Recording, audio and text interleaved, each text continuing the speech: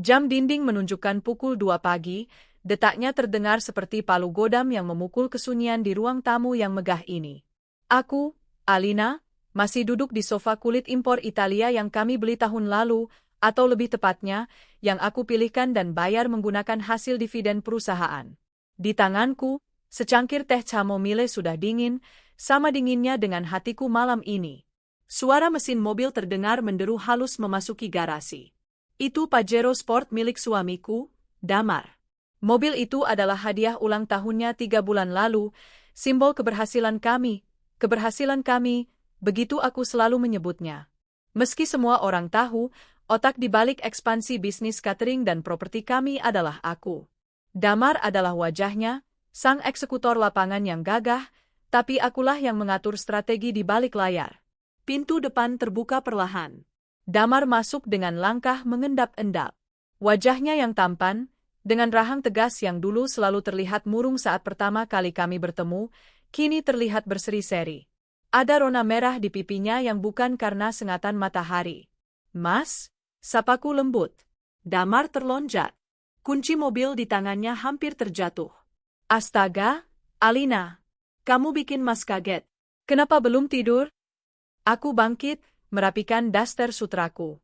"Aku nungguin kamu. Katanya rapat vendor selesai jam 10. Damar mengusap tengkuknya, sebuah gestur yang aku hafal mati sebagai tanda kegugupan. "Iya, tadi anak-anak ngajak ngopi dulu. Biasalah, lobi-lobi proyek baru. Maaf ya, sayang, lupa kabarin karena HP mati." "HP mati?" ulangku pelan. Mataku jatuh ke saku celananya yang menyembul, layar ponselnya menyala singkat karena sebuah notifikasi pesan masuk. Damar buru-buru menutupi sakunya dengan tangan. "Ah, ya, baru nyala pas di mobil tadi di charge sebentar." "Udah ya? Aku capek banget. Mau mandi terus tidur." Ia mengecup keningku sekilas. Cepat, tanpa rasa. Bau itu menyeruak masuk ke hidungku. Bukan bau keringat pria pekerja keras yang biasa kucium. Ini bau parfum Jo Malone Peony Oblash Suede. Parfum wanita. Wangi yang manis, mewah, dan sangat familiar. Itu wangi yang sama yang dulu sering tercium di baju Damar 5 tahun lalu, saat ia menangis di pangkuanku, menceritakan bagaimana istrinya mengkhianatinya. "Clarissa." Tubuhku membeku. Apakah mungkin? Keesokan paginya, aku bangun lebih awal seperti biasa. Menyiapkan sarapan sehat untuk Damar, oatmeal dengan buah segar dan kopi hitam tanpa gula. Menjaga kolesterolnya adalah tugasku, menjaga penampilannya adalah kewajibanku. Aku tidak ingin dia terlihat tua dan lusuh seperti saat pertama kali kutemukan dia, duda cerai mati rasa yang hancur karena istrinya kabur dengan pengusaha tambang. "Alina, kemeja biru navy aku mana?" teriak Damar dari kamar. "Sudah aku siapkan di kasur, Mas," jawabku sambil menata meja makan. Damar keluar dengan kemeja rapi yang pas di badannya yang atletis. Ia tampak gagah. Aku yang membuatnya seperti ini. Aku yang merawatnya, memberinya modal kepercayaan diri, memberinya modal usaha dari tabunganku sendiri saat dia di PHK pasca perceraiannya dulu. "Mas, nanti malam makan di rumah? Aku mau masak sup iga kesukaanmu," tanyaku sambil menuangkan kopi. Damar meneguk kopinya terburu-buru, matanya tak lepas dari ponsel. "Nggak bisa, sayang. Ada meeting lagi sama klien dari Surabaya. Mungkin lembur sampai malam." "Klien Surabaya?" "Pak Hendra." "Bukan, ini klien baru. Potensial banget." "Udah ya, aku jalan dulu." Dia pergi tanpa menciumku. Bahkan tidak menatap mataku. Setelah mobilnya hilang dari pandangan, senyumku luntur. Tanganku gemetar saat meraih ponselku sendiri. Aku bukan wanita bodoh yang hanya diam di dapur. Aku adalah wanita yang membangun bisnis dari nol. Instingku setajam silet. Aku membuka aplikasi pelacak GPS yang terpasang di mobil Damar, bukan karena aku posesif, tapi demi keamanan aset perusahaan. Titik koordinat mobilnya bergerak, tapi bukan ke arah kantor atau lokasi proyek. Mobil itu mengarah ke sebuah kawasan apartemen elit di Jakarta Selatan. Dadaku sesak. Ingatan tentang Damar yang dulu hancur berantakan kembali terbayang. Dia ninggalin aku, Al. Dia bilang aku miskin. Dia bilang aku nggak bisa kasih kemewahan yang dia mau. Dia pergi sama laki-laki itu karena laki-laki itu punya segalanya, isak Damar 5 tahun lalu, air matanya membasahi bahuku. Saat itu aku bersumpah akan membuat Damar sukses. Aku akan membuktikan bahwa dia berharga.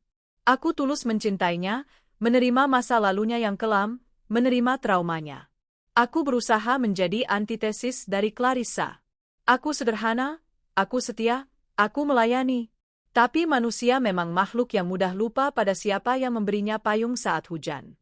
Siang harinya, aku memutuskan untuk tidak tinggal diam. Aku berdandan, bukan dengan gaya ibu rumah tangga sederhana seperti yang Damar suka, tapi dengan gaya profesional. Blazer nude, celana bahan, dan kacamata hitam. Aku meminjam mobil operasional kantor yang jarang dipakai agar tidak dikenali. Aku memarkirkan mobil di seberang lobi apartemen yang dituju Damar tadi pagi. 3 jam aku menunggu. Panas matahari Jakarta tidak sebanding dengan panas di hatiku. Pukul 2 siang, mereka keluar. Duniaku runtuh, tapi anehnya, tidak ada air mata yang jatuh. Di sana, di pintu lobi, suamiku sedang merangkul pinggang seorang wanita. Wanita itu mengenakan gaun merah menyala yang memamerkan lekuk tubuhnya, rambutnya yang hitam panjang tergerai sempurna, kulitnya bersinar karena perawatan mahal. Dia tertawa renyah, menepuk dada Damar manja. Itu Clarissa. Dia kembali. Dan dia terlihat menang. Aku melihat Damar membukakan pintu mobil untuknya, perlakuan yang sudah lama tidak ia berikan padaku. Damar menatap Clarissa dengan tatapan memuja, tatapan lapar, tatapan yang dulu ia berikan padaku saat kami baru menikah. Jadi benar. Trauma itu bohong. Rasa sakit hati yang Damar ceritakan tentang perselingkuhan Clarissa dulu, ternyata bukan karena ia membenci pengkhianatan. Ia sakit hati hanya karena ia kalah. Ia sakit hati karena saat itu ia miskin. Sekarang, saat Damar merasa sudah punya segalanya, yang sebenarnya adalah hasil keringatku, dan saat Clarissa kembali karena mungkin sudah dicampakkan oleh pria lamanya, Damar merasa ini adalah kesempatannya untuk membuktikan diri. Ego laki-lakinya sedang dimanjakan. Dia ingin mendapatkan kembali trofi yang dulu hilang. Mereka masuk ke mobil dan melaju. Aku tidak mengikuti mereka. Aku sudah melihat cukup. Aku menyalakan mesin mobil dan melaju pulang. Di perjalanan, sebuah notifikasi email masuk ke ponselku yang terhubung ke dashboard mobil. Itu adalah notifikasi dari pengacara keluarga kami, Pak Rahmat. Notifikasi, draft permohonan cerai AN Damar Prasetya. Jantungku berhenti berdetak sesaat. Aku menepi mendadak, hampir menabrak trotoar. Dengan tangan gemetar, aku membuka email itu. Rupanya Damar berkonsultasi diam-diam dengan Pak Rahmat, lupa bahwa Pak Rahmat adalah teman almarhum ayahku, dan email konfirmasinya masuk ke email perusahaan yang admin utamanya adalah aku. Isi draft itu sederhana namun mematikan. Damar ingin mengajukan cerai dengan alasan ketidakcocokan yang tak dapat didamaikan. Dan di bagian pembagian harta gonogini, dia mengklaim hampir 80% aset adalah hasil kerjanya, dengan alasan aku hanyalah ibu rumah tangga yang membantu administrasi. Bajingan, desisku pelan. Kata kasar pertama yang kuucapkan setelah 5 tahun menjadi istri solehah. Damar berniat membuangku. Dia ingin menendangku keluar agar bisa memasukkan ratu ular itu ke dalam istana yang kubangun bata demi bata. Dia ingin membuktikan pada Clarissa bahwa dia sekarang kaya raya dan mampu membiayai gaya hidup glamor wanita itu dengan uangku. Aku menatap wajahku di kaca spion. Masih cantik, meski ada gurat lelah. Tapi tatapan mataku berubah. Kelembutan Alina si istri penurut perlahan menguap, digantikan oleh dinginnya perhitungan seorang pebisnis yang sedang menghadapi kompetitor curang. Kamu lupa, Damar, bisikku pada bayanganku sendiri.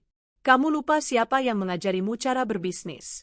Kamu lupa siapa yang memegang semua password, siapa yang memegang sertifikat asli, dan siapa yang punya akses ke rekening offshore. Aku menghapus air mata yang sempat menggenang di sudut mata. Tidak.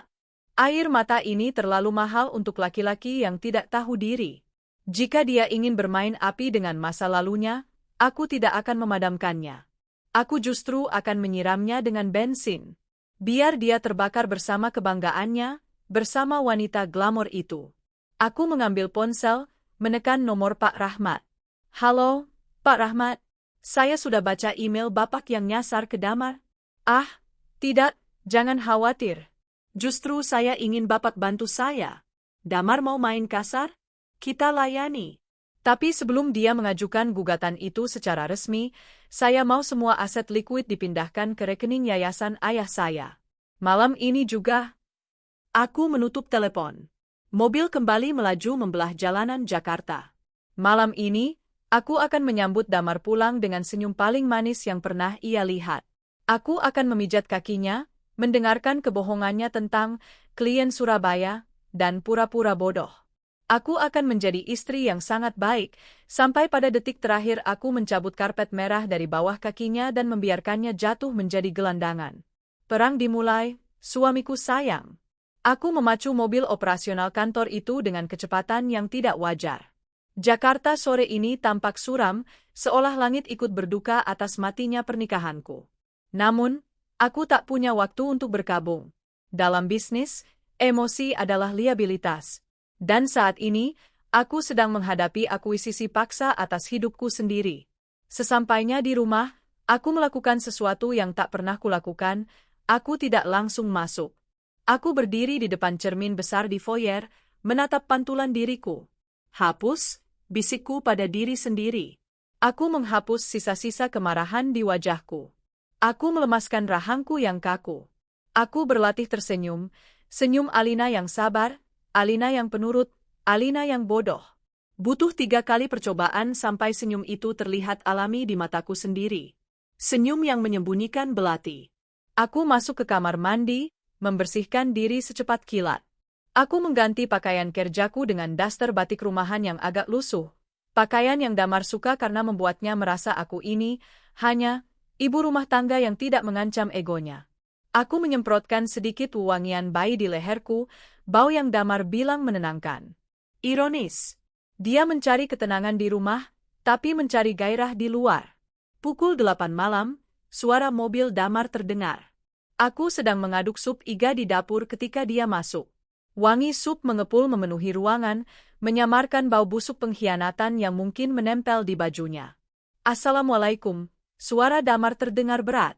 Waalaikumsalam, Mas, jawabku. Aku berbalik, berjalan menghampirinya, lalu mencium punggung tangannya dengan taksim. Tangan itu.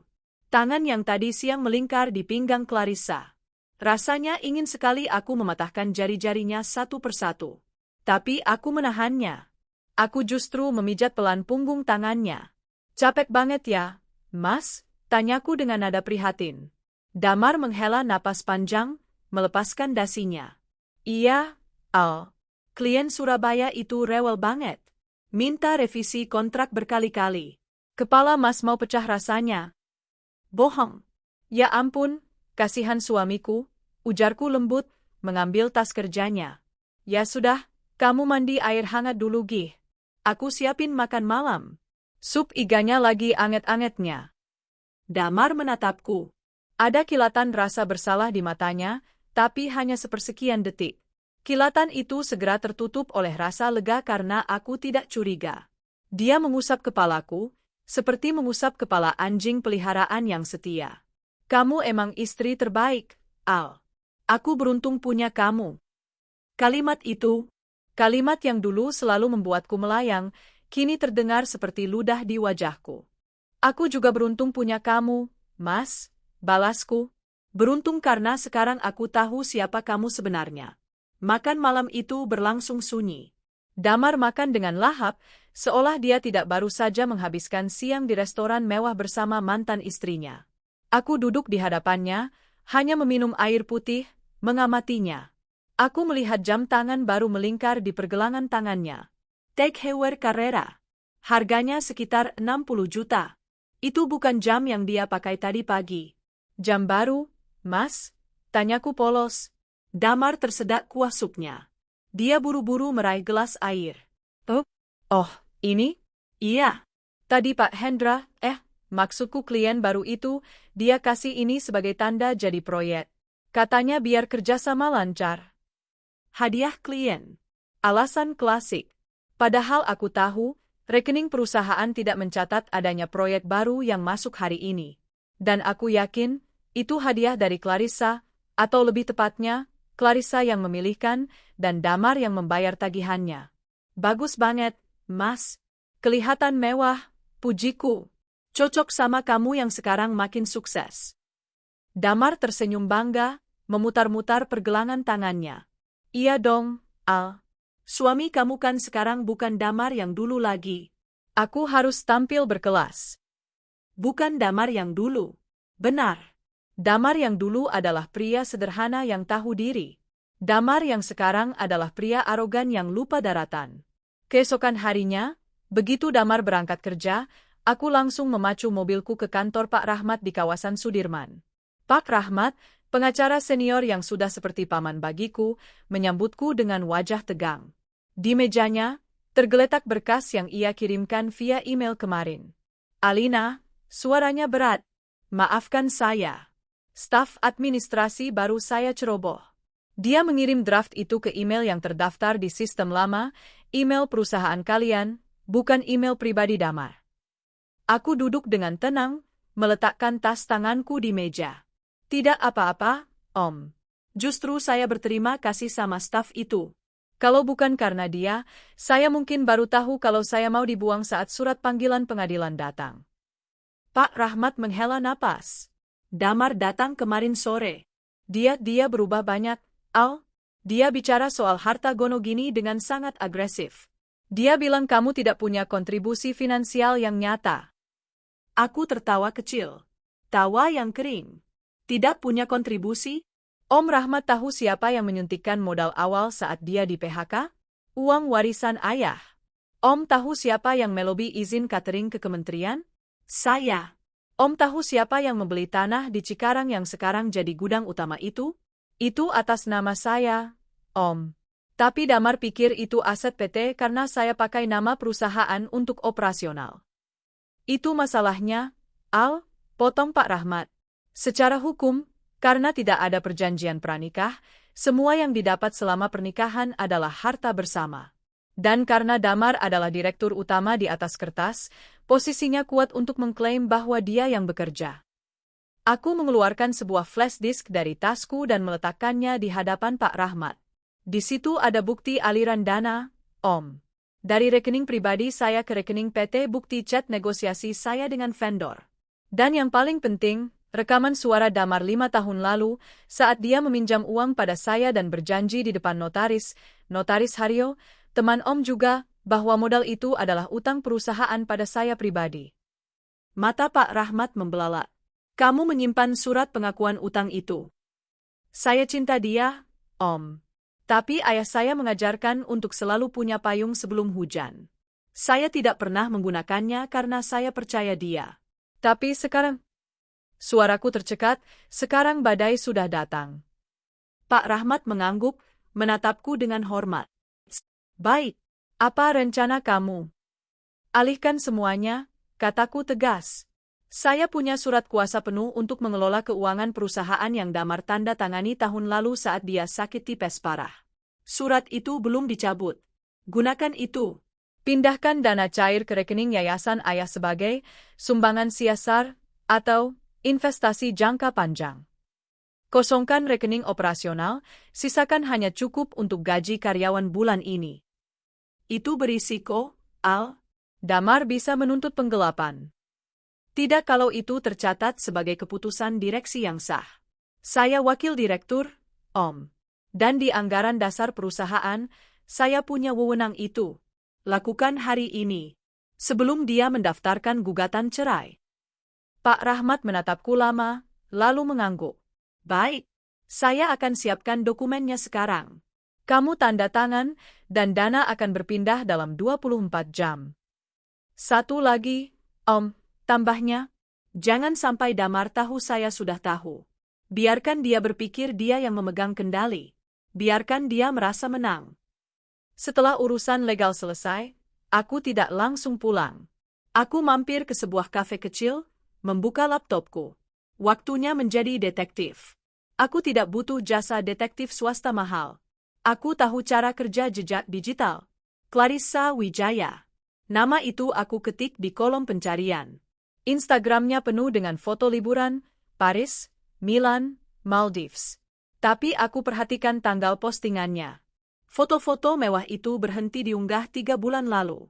Postingan terbarunya hanya foto-foto throwback atau fotokopi di kafe Jakarta dengan caption bijak tentang memulai kembali. Aku masuk ke situs Pengadilan Negeri Jakarta Selatan, mencari data perkara perdata. Dan bingo. Clarissa Wijaya versus Ban X, gugatan sita jaminan.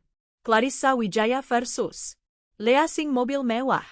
Wanita ini bangkrut. Aku menelusuri forum gosip sosialita. Ternyata, pengusaha tambang yang membawanya kabur dulu tertangkap kasus korupsi dan pencucian uang 6 bulan lalu. Asetnya disita negara. Clarissa, yang statusnya hanya istri siri, tidak dapat apa-apa. Dia ditendang keluar dari apartemen mewah mereka tanpa pesangon. Jadi itu alasannya. Dia bukan kembali karena cinta. Dia kembali karena lapar. Dan dia melihat Damar, mantan suami yang dulu dia buang, sebagai dompet berjalan yang baru. Ponselku bergetar. Notifikasi dari aplikasi mobile banking yang terhubung ke kartu kredit tambahan Damar, kartu yang dia pikir sudah aku lupa aksesnya. Transaksi berhasil, IDR 45 juta di Hermes Plaza, Indonesia. Darahku mendidih. 45 juta. Itu sama dengan gaji 10 karyawan catering kami. Dan dia menghabiskannya dalam satu gesekan untuk wanita yang pernah menghinanya miskin? Aku menutup laptop dengan kasar. Napasku memburu. Jadi begitu mainnya, Clarissa? Kamu butuh inang baru untuk gaya hidup parasitmu? Silakan. Nikmati selagi bisa. Nikmati tas barumu. Nikmati jam tangan mahal itu. Karena sebentar lagi, kartu itu akan declined. Dan saat itu terjadi, aku ingin melihat apakah, cinta, kalian masih semewah feed Instagram MU. Aku mengambil ponsel, mengirim pesan WhatsApp ke Damar. Tuh, suamiku, Mas, nanti malam pulang jam berapa? Aku kangen. Aku menambahkan emoji hati. Menjijikkan, tapi perlu. Aku harus membuatnya merasa aman. Semakin tinggi dia terbang, semakin sakit nanti saat aku hempaskan ke tanah. Pesan WhatsApp itu hanya bercentang biru selama 2 jam. Tidak ada balasan. Dulu, Damar akan langsung meneleponku jika aku bilang kangen. Dulu, dia akan mengirim foto konyolnya di kantor untuk menghiburku. Sekarang, dia bahkan tidak punya waktu 5 detik untuk mengetik, aku juga. Aku tahu kenapa. GPS mobilnya menunjukkan dia sedang berada di sebuah restoran rooftop di kawasan Kuningan. Restoran yang harga segelas air mineralnya saja bisa buat makan siang anak kos selama 3 hari. Dia sedang menikmati makan malam romantis, mungkin sedang merayakan keberhasilan, klien baru, fiktifnya, sambil menggenggam tangan wanita yang dibalut gelang emas hasil gesekan kartu kredit suamiku. Aku meletakkan ponsel di meja rias, menatap wajahku di cermin. Kamu harus kuat, Al, bisikku. Malam ini pentas dimulai. Aku mengenakan gaun tidur satin berwarna champagne, bukan daster batik lusuh seperti kemarin. Malam ini, aku ingin menguji seberapa tebal tembok kebohongan yang dibangun Damar. Aku ingin melihat apakah dia masih punya hasrat pada istri yang akan dia buang. Atau apakah tubuhku kini hanya membuatnya mual karena rasa bersalah? Atau lebih parah, karena rasa jijik akibat hasutan Clarissa? Pukul 11 malam, Damar pulang. Kali ini, dia tidak mengendap-endap. Langkah kakinya terdengar terburu-buru, sedikit kasar. Pintu kamar dibuka dengan sentakan. Wajahnya merah padam, rambutnya sedikit berantakan. Dia tampak kesal. Mas? Aku menyapanya dari tepi ranjang, menutup buku novel yang sedang kubaca. Kok baru pulang? Katanya tadi cuma meeting sebentar. Damar melempar tas kerjanya ke kursi sudut dengan kasar. Macet, Al. Jakarta itu macetnya gila. Kamu kan di rumah terus, mana tahu rasanya kejebak macet 3 jam di Sudirman. Bohong lagi. Jalanan Kuningan ke rumah kami lancar jaya jam segini. Maaf, Mas. Aku cuma khawatir, suaraku kubuat bergetar sedikit. Kamu nggak bales wa aku? HP aku lowat. Kenapa sih kamu belakangan ini jadi rewel? Dikit-dikit tanya, dikit-dikit curiga. Aku ini kerja cari duit, bukan main kelereng, bentaknya. Aku terdiam. Ini dia. Pola klasik peselingkuh, gaslighting. membalikkan kesalahan.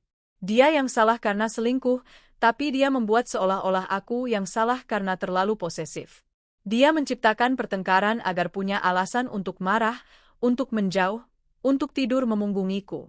Aku menunduk, memainkan jemariku. Maaf, Mas. Aku nggak bermaksud. Damar mendengus, membuka kancing kemejanya dengan kasar. Udahlah, aku capek. Mau mandi. Aku siapin air hangat ya, tawarku, beranjak berdiri. Nggak usah. Aku bisa sendiri. Kamu tidur aja sana. Besok pagi jangan berisik, aku mau tidur siang karena pusing. Dia membanting pintu kamar mandi. Aku kembali duduk di tepi ranjang. Senyum miris terbit di bibirku. Damar Prasetya, pria yang dulu bahkan takut menyentakku karena takut aku menangis, sekarang membentakku hanya karena aku bertanya jam berapa. Clarissa pasti sudah mulai meracuni pikirannya. Istrimu itu membosankan, Mas. Dia cuma beban. Dia nggak ngerti dunia kita. Aku bisa membayangkan kalimat-kalimat itu keluar dari bibir merah Clarissa. 10 menit kemudian, Damar keluar dari kamar mandi.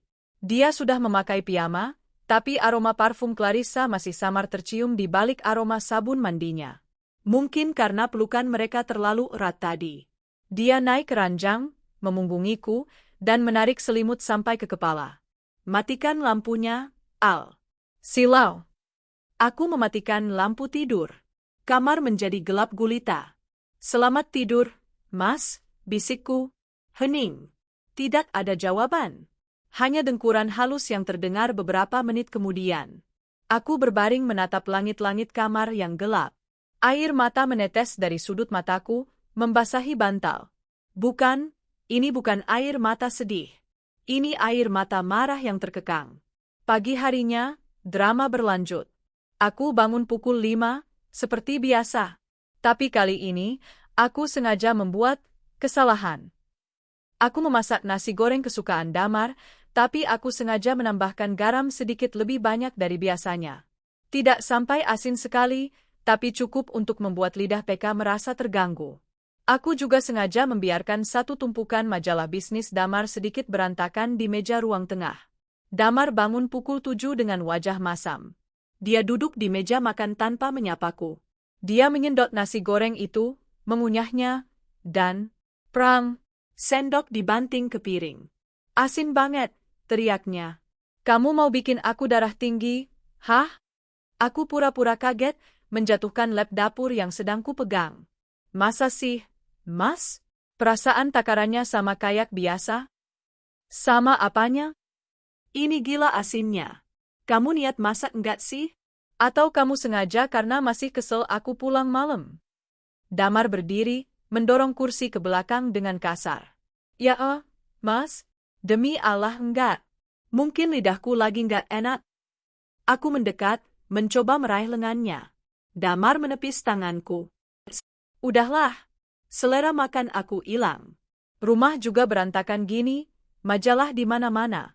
Kamu seharian ngapain aja sih di rumah? Nonton sinetron? Gosip sama tetangga? Dad, rumah ini seluas 400 meter persegi. Aku membersihkannya sendiri karena Damar bilang dia tidak suka ada pembantu yang menginap, katanya butuh privasi. Aku yang mengurus taman, mencuci mobil, menyetrika bajunya, mengatur jadwal meeting perusahaannya dari rumah, mengurus pajak, dan dia bertanya aku ngapain aja? Maaf, Mas, nanti aku beresin. Cicitku. Nggak usah. Aku makan di luar aja. Damar menyambar kunci mobil dan tas kerjanya, lalu pergi tanpa menoleh. Pintu depan dibanting keras hingga kaca jendela bergetar. Begitu mobilnya pergi, aku menghela napas panjang. Aku berjalan ke meja makan, mengambil sendok bekas Damar, dan mencicipi nasi goreng itu. Memang agak asin. Tapi tidak separah reaksinya. Reaksinya berlebihan. Dia sedang mencari-cari kesalahan. Dia butuh justifikasi. Dia butuh alasan untuk meyakinkan dirinya sendiri bahwa Alina bukan istri yang baik, jadi wajar kalau aku selingkuh. Atau, Alina istri yang tidak becus, jadi wajar kalau aku cerai. Manusia memang lucu. Mereka butuh menjadi korban dalam narasi mereka sendiri, bahkan saat mereka adalah penjahatnya. Aku membereskan meja makan dengan tenang. Setelah itu, aku masuk ke ruang kerja di rumah, ruangan yang jarang dimasuki Damar. Aku membuka brankas tersembunyi di balik lukisan dinding. Di sana tersimpan dokumen-dokumen asli yang paling berharga. Sertifikat hak milik, SHM, rumah ini, BPKB semua kendaraan operasional, dan surat saham mayoritas PT atas namaku. Damar bodoh. Dia pikir dokumen yang ada di brankas kantor adalah yang asli. Padahal itu semua hanya salinan warna, fotokopi, berkualitas tinggi yang sudah kusiapkan sejak bulan lalu saat feelingku mulai tidak enak. Ponselku berbunyi.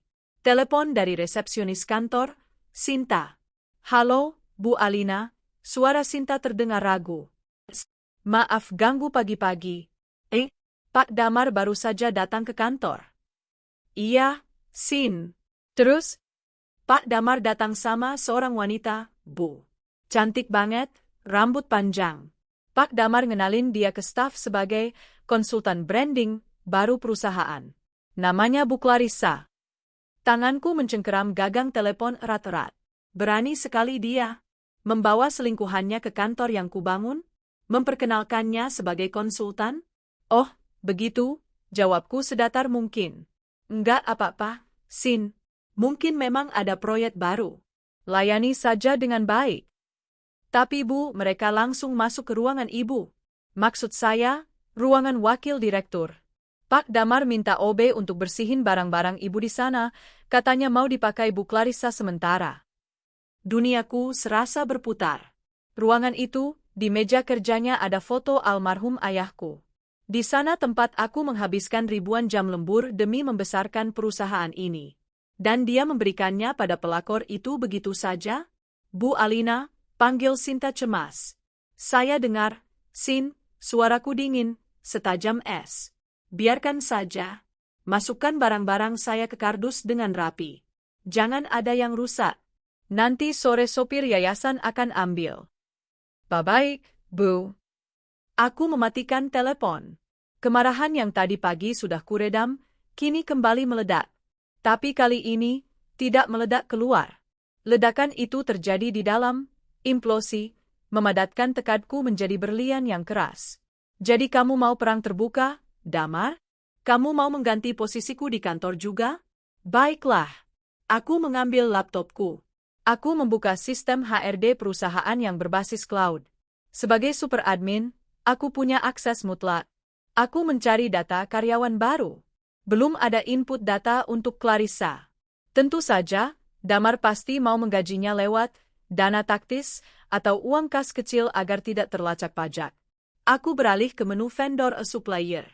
Ada satu vendor catering besar yang menjadi tulang punggung cash flow kami bulan ini, catering untuk pabrik otomotif di Cikarang. Kontraknya akan habis minggu depan dan harus diperbarui. Damar pasti lupa. Dia terlalu sibuk dengan konsultan branding barunya.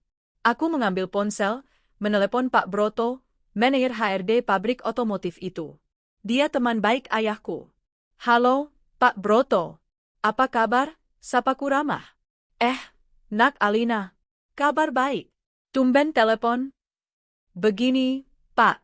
Terkait perpanjangan kontrak catering PT Berkah Rasa, perusahaan kami. Saya mau info sedikit. Sepertinya manajemen kami sedang ada restrukturisasi internal yang agak kacau. Mutu mungkin akan terganggu bulan depan. Loh? Waduh, bahaya itu, Al.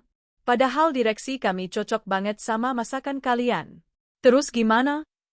Saran saya, Pak, demi keamanan perut ribuan karyawan Bapak, mungkin Bapak bisa hold dulu perpanjangan kontraknya. Bapak bisa buka tender ulang. Waduh, kalau kamu yang bilang gitu, saya percaya, Al. Kamu kan yang selama ini jamin kualitasnya. Oke, saya akan minta tim procurement untuk tinjau ulang dan buka tender. Makasih infonya ya. Sama-sama, Pak. Aku menutup telepon dengan senyum puas. Kontrak pabrik itu nilainya 2 miliar per bulan. Itu 60% dari omzet perusahaan. Tanpa kontrak itu, cash flow bulan depan akan berdarah-darah. Selamat menikmati konsultan branding barumu, Damar. Semoga dia bisa masak untuk 5.000 karyawan pabrik saat klien utamamu kabur.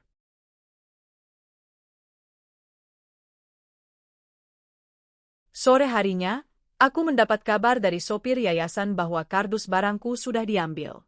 Aku menyuruhnya membawa kardus itu ke rumah orang tuaku, bukan ke rumah ini. Aku tidak mau Damar melihatnya dan merasa curiga. Malamnya, Damar pulang lebih awal. Wajahnya berseri-seri.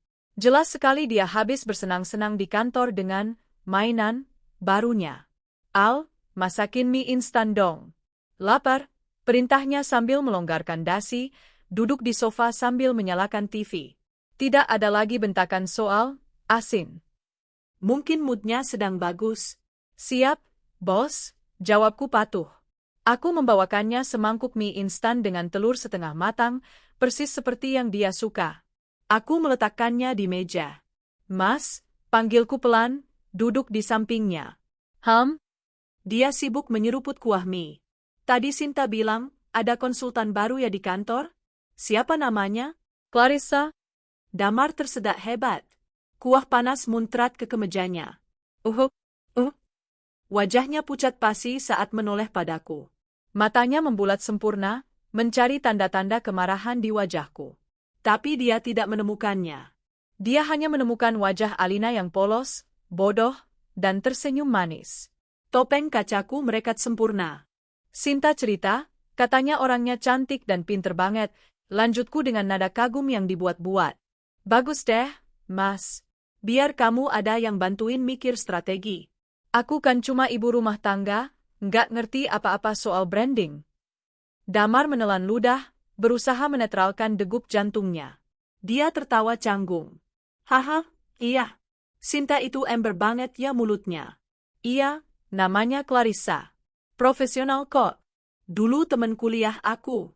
Kebetulan dia lagi free, jadi aku minta bantu.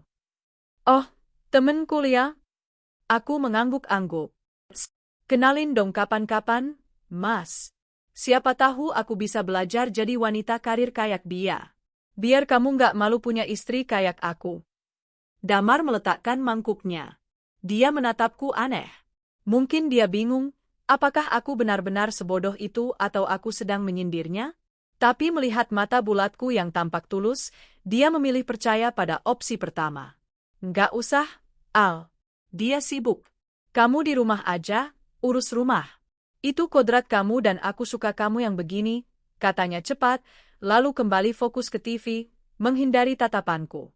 Aku suka kamu yang begini.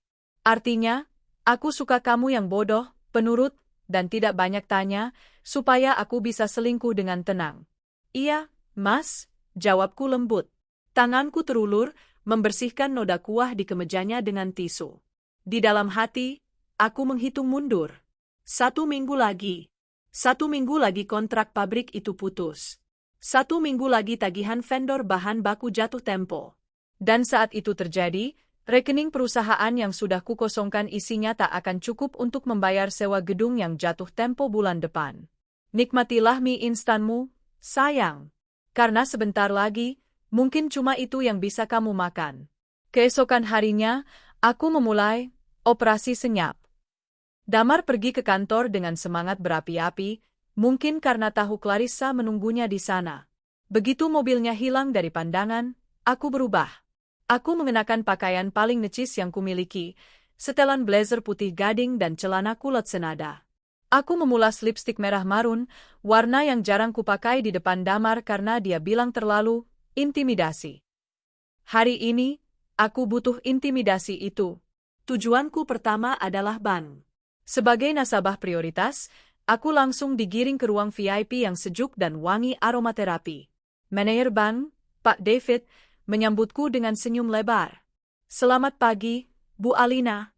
Tumben sendirian? Pak Damar tidak ikut. Pak Damar sedang sibuk ekspansi bisnis baru, Pak David.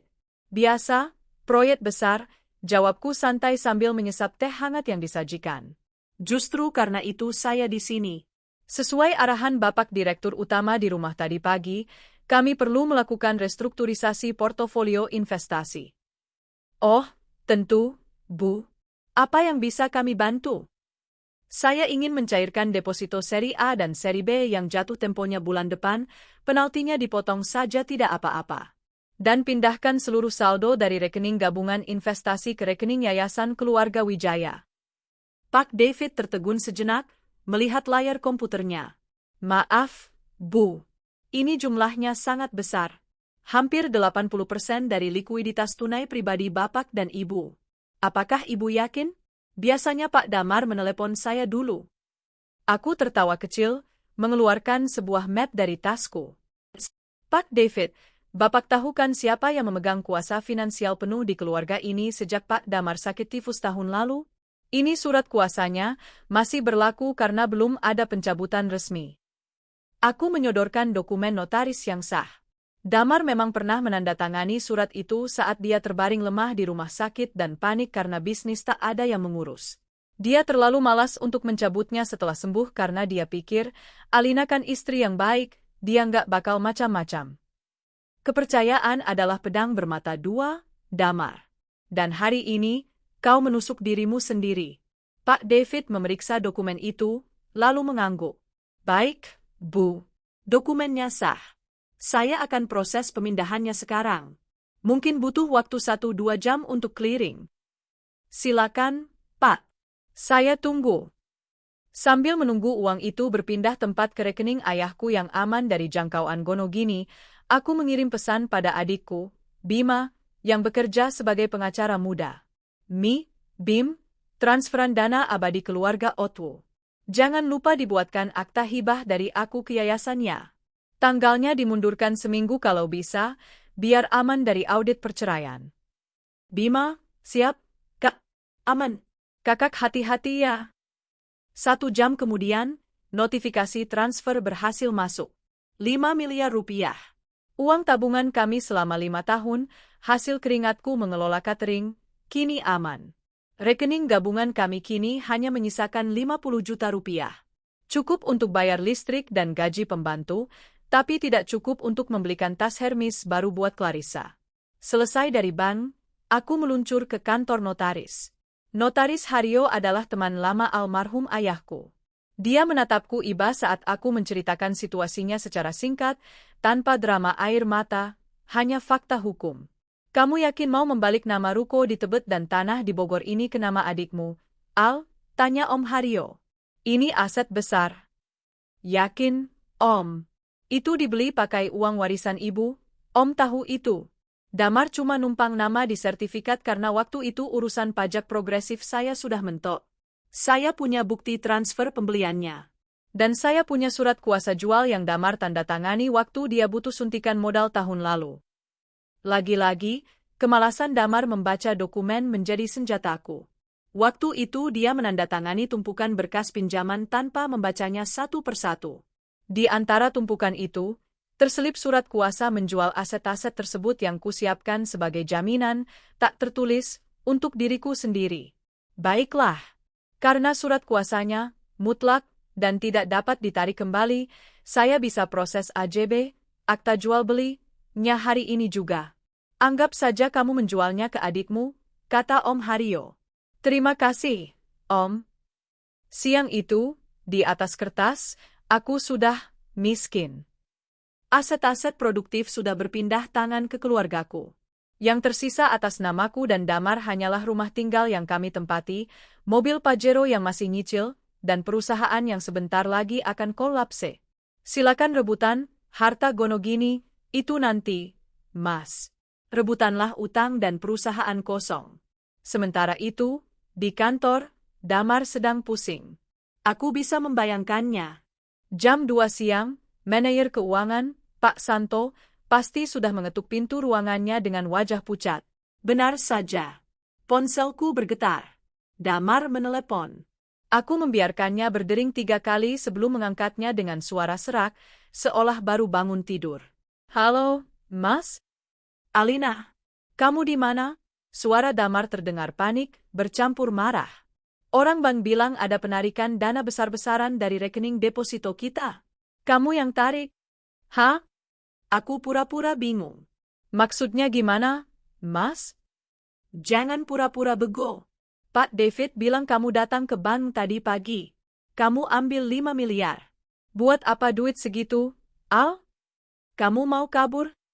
Aku menghela napas panjang, berusaha terdengar setenang mungkin. Ya, Mas? Mas lupa? Lupa apa? Kan bulan lalu Mas sendiri yang bilang waktu kita ngobrol di kasur. Mas bilang, sayang, kayaknya pajak progresif kita kegedean deh tahun ini. Gimana kalau sebagian dana kita amanin dulu ke yayasan ayah sebagai donasi? Kan bisa kurangin pajak tuh. Mas lupa? Hening di seberang sana. Damar terdiam. Aku tahu dia sedang memutar otaknya yang tumpul itu. Kami memang pernah bicara soal pajak, tapi tidak pernah spesifik soal memindahkan 5 miliar. Tapi karena dia terlalu sering mengiyakan omonganku sambil main game di HP, dia jadi ragu dengan ingatannya sendiri. Aku bilang gitu, suaranya mulai goyah. Iya, Mas. Mas malah yang nyuruh aku urus secepatnya sebelum audit pajak bulan depan. Makanya tadi aku ke bank. Aku pikir Mas ingat, jadi aku nggak lapor lagi biar nggak ganggu kerja Mas. Aku menambahkan nada sedih yang meyakinkan. Aku salah ya, Mas? Kalau salah, nanti aku minta Bima balikin deh, tapi prosesnya lama, Mas. Harus rapat yayasan dulu. Damar mengumpat pelan. Dia terjebat. Kalau dia bilang dia tidak ingat, dia kelihatan bodoh.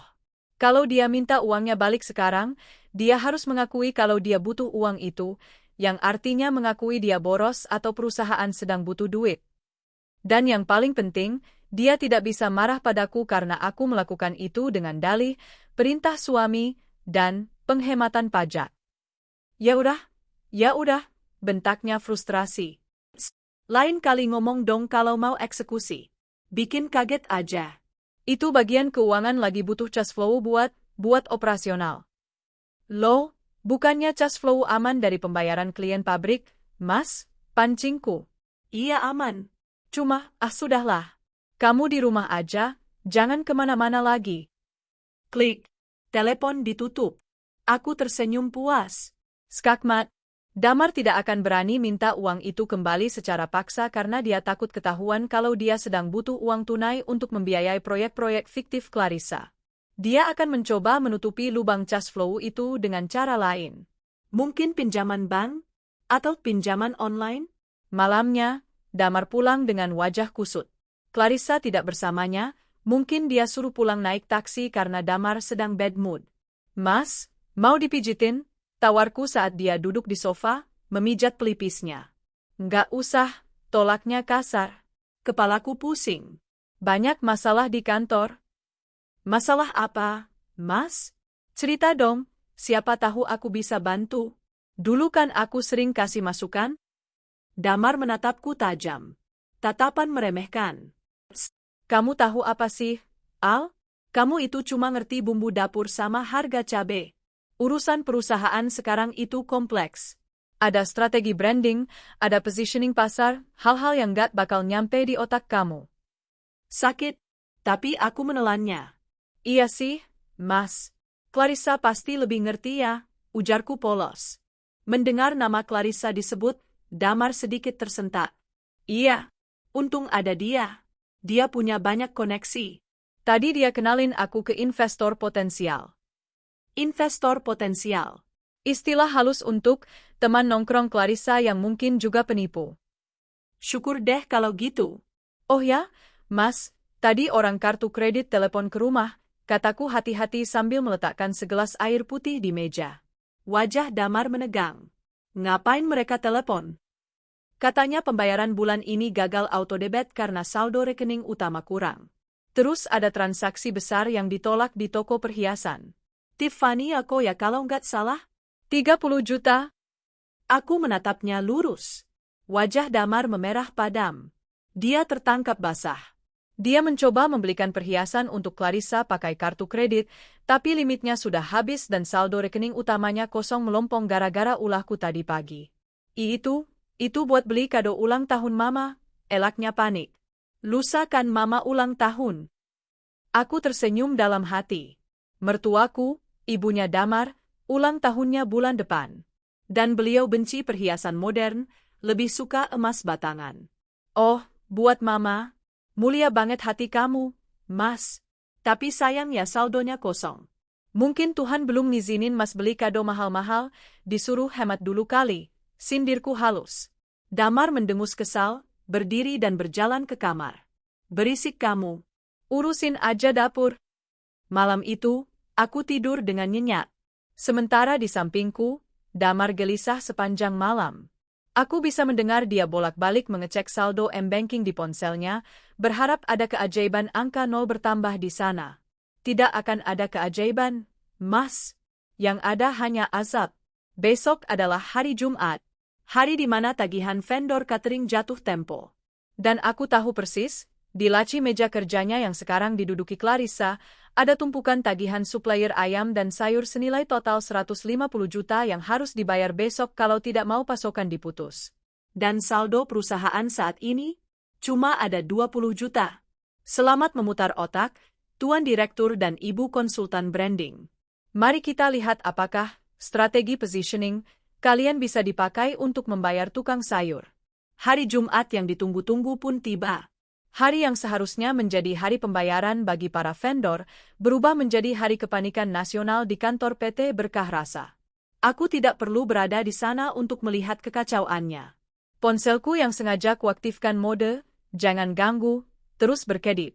Puluhan pesan WhatsApp masuk dari Pak Ujang, supplier ayam, Bu Marni, supplier sayur, sampai pemilik rental mobil box. Semuanya isinya sama, tagihan belum dibayar, Pak Damar tidak bisa dihubungi. Aku tersenyum tipis, menyeruput teh melati di teras belakang rumah sambil menyirami anggrek. Maaf ya, Bapak Ibu, gumamku pelan. Bos kalian sedang belajar manajemen krisis. Sementara itu, di sebuah apartemen mewah di kawasan SCBD, aku bisa membayangkan apa yang terjadi. Damar sedang duduk di sofa kulit, menjambak rambutnya sendiri. Di hadapannya, Clarissa sedang merajuk. Bukan karena masalah kantor Damar, tapi karena masalah skincare mahalnya yang habis dan Damar belum mentransfer uang belanja mingguan. Mas, kamu dengerin aku nggak sih? Suara Clarissa melengking. Aku tuh malu kalau ketemu temen-temen arisan pakai baju lama. Minggu depan ada acara di Ritz-Carlton, masa aku pakai gaun yang bulan lalu udah diposting di IG? Apa kata orang? Damar mengangkat wajahnya yang kusut. Matanya merah kurang tidur. Please ngertiin kondisi aku dikit. Kantor lagi chaos. Vendor pada teriak minta bayaran. Klien pabrik Cikarang belum kasih kepastian perpanjangan kontrak. Duit perusahaan lagi seret banget. Clarissa mendengus, melipat tangan di dada. Itu kan urusan kamu sebagai CEO. Masa ngurus duit receh buat vendor aja nggak becus? Katanya pengusaha sukses. Katanya lebih kaya dari mantan aku yang koruptor itu. Kalimat itu menusuk ego Damar tepat di jantungnya. Aku memang sukses, bentak Damar, berdiri menantang. Oke, kamu mau gaun baru? Mau berapa? 50 juta? 100 juta? Dan aku mau pindah dari apartemen ini, Mas, tambah Clarissa, melihat celah. Di sini security-nya rese. Aku mau yang di Senopati, yang ada private lift-nya. Biar privasi kita lebih terjaga dari mata-mata istrimu itu. Damar terdiam. Sewa apartemen di Senopati dengan private lift itu minimal 40 juta per bulan dan biasanya harus bayar setahun di muka. Itu artinya dia butuh dana segar hampir 500 miliar. Oke, kata Damar dengan suara gemetar. Aku urus hari ini. Kamu siap-siap aja. Damar keluar dari apartemen itu dengan langkah gontai. Dia masuk ke mobil Pajero-nya, menyalakan mesin, tapi tidak langsung jalan. Dia menatap layar ponselnya. Saldo rekening pribadi, 50 juta rupiah. Saldo perusahaan, 20 juta rupiah. Kurang jauh. Dia butuh uang cepat. Sangat cepat. Tiba-tiba, sebuah notifikasi iklan muncul di ponselnya. Pinjaman modal usaha kilat. Cair 1 jam. Tanpa agunan. Limit hingga 2 miliar. Damar menelan ludah. Dia tahu bunga pinjaman online semacam ini mencekik leher. Tapi dia ingat kata-kata Clarissa. Katanya pengusaha sukses? Cuma sebentar, bisiknya meyakinkan diri sendiri. Begitu kontrak pabrik Cikarang cair bulan depan, aku lunasin semua. Bunganya nggak bakal kerasa. Dengan tangan gemetar, Damar mengklik iklan itu. Dia memasukkan data KTP, NPWP perusahaan, dan foto selfie. Karena statusnya sebagai pemilik PT, limit pinjamannya langsung disetujui tinggi. Ting! Dana tunai 500 juta rupiah telah cair ke rekening Anda. Damar menghela napas lega.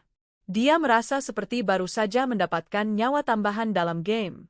Dia lupa, nyawa tambahan ini harus dibayar dengan darah. Dia segera mentransfer pembayaran sewa apartemen baru untuk Clarissa. Lalu mentransfer sisanya ke rekening Clarissa untuk uang belanja. Pikirnya. Dia lupa satu hal, tagihan vendor ayam dan sayur belum dibayar.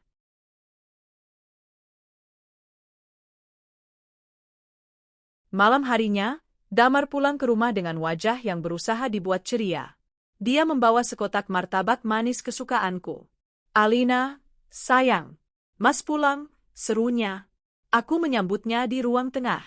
Wah, bawa martabak. Tumben, Mas.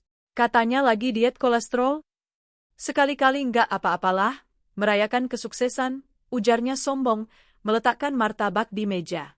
Tadi Mas berhasil dapat suntikan dana segar buat ekspansi bisnis. Jadi masalah cash flow udah aman. Suntikan dana segar. Bahasa halus untuk utang berbunga tinggi. Alhamdulillah, kataku dengan wajah bersyukur. Mas emang hebat.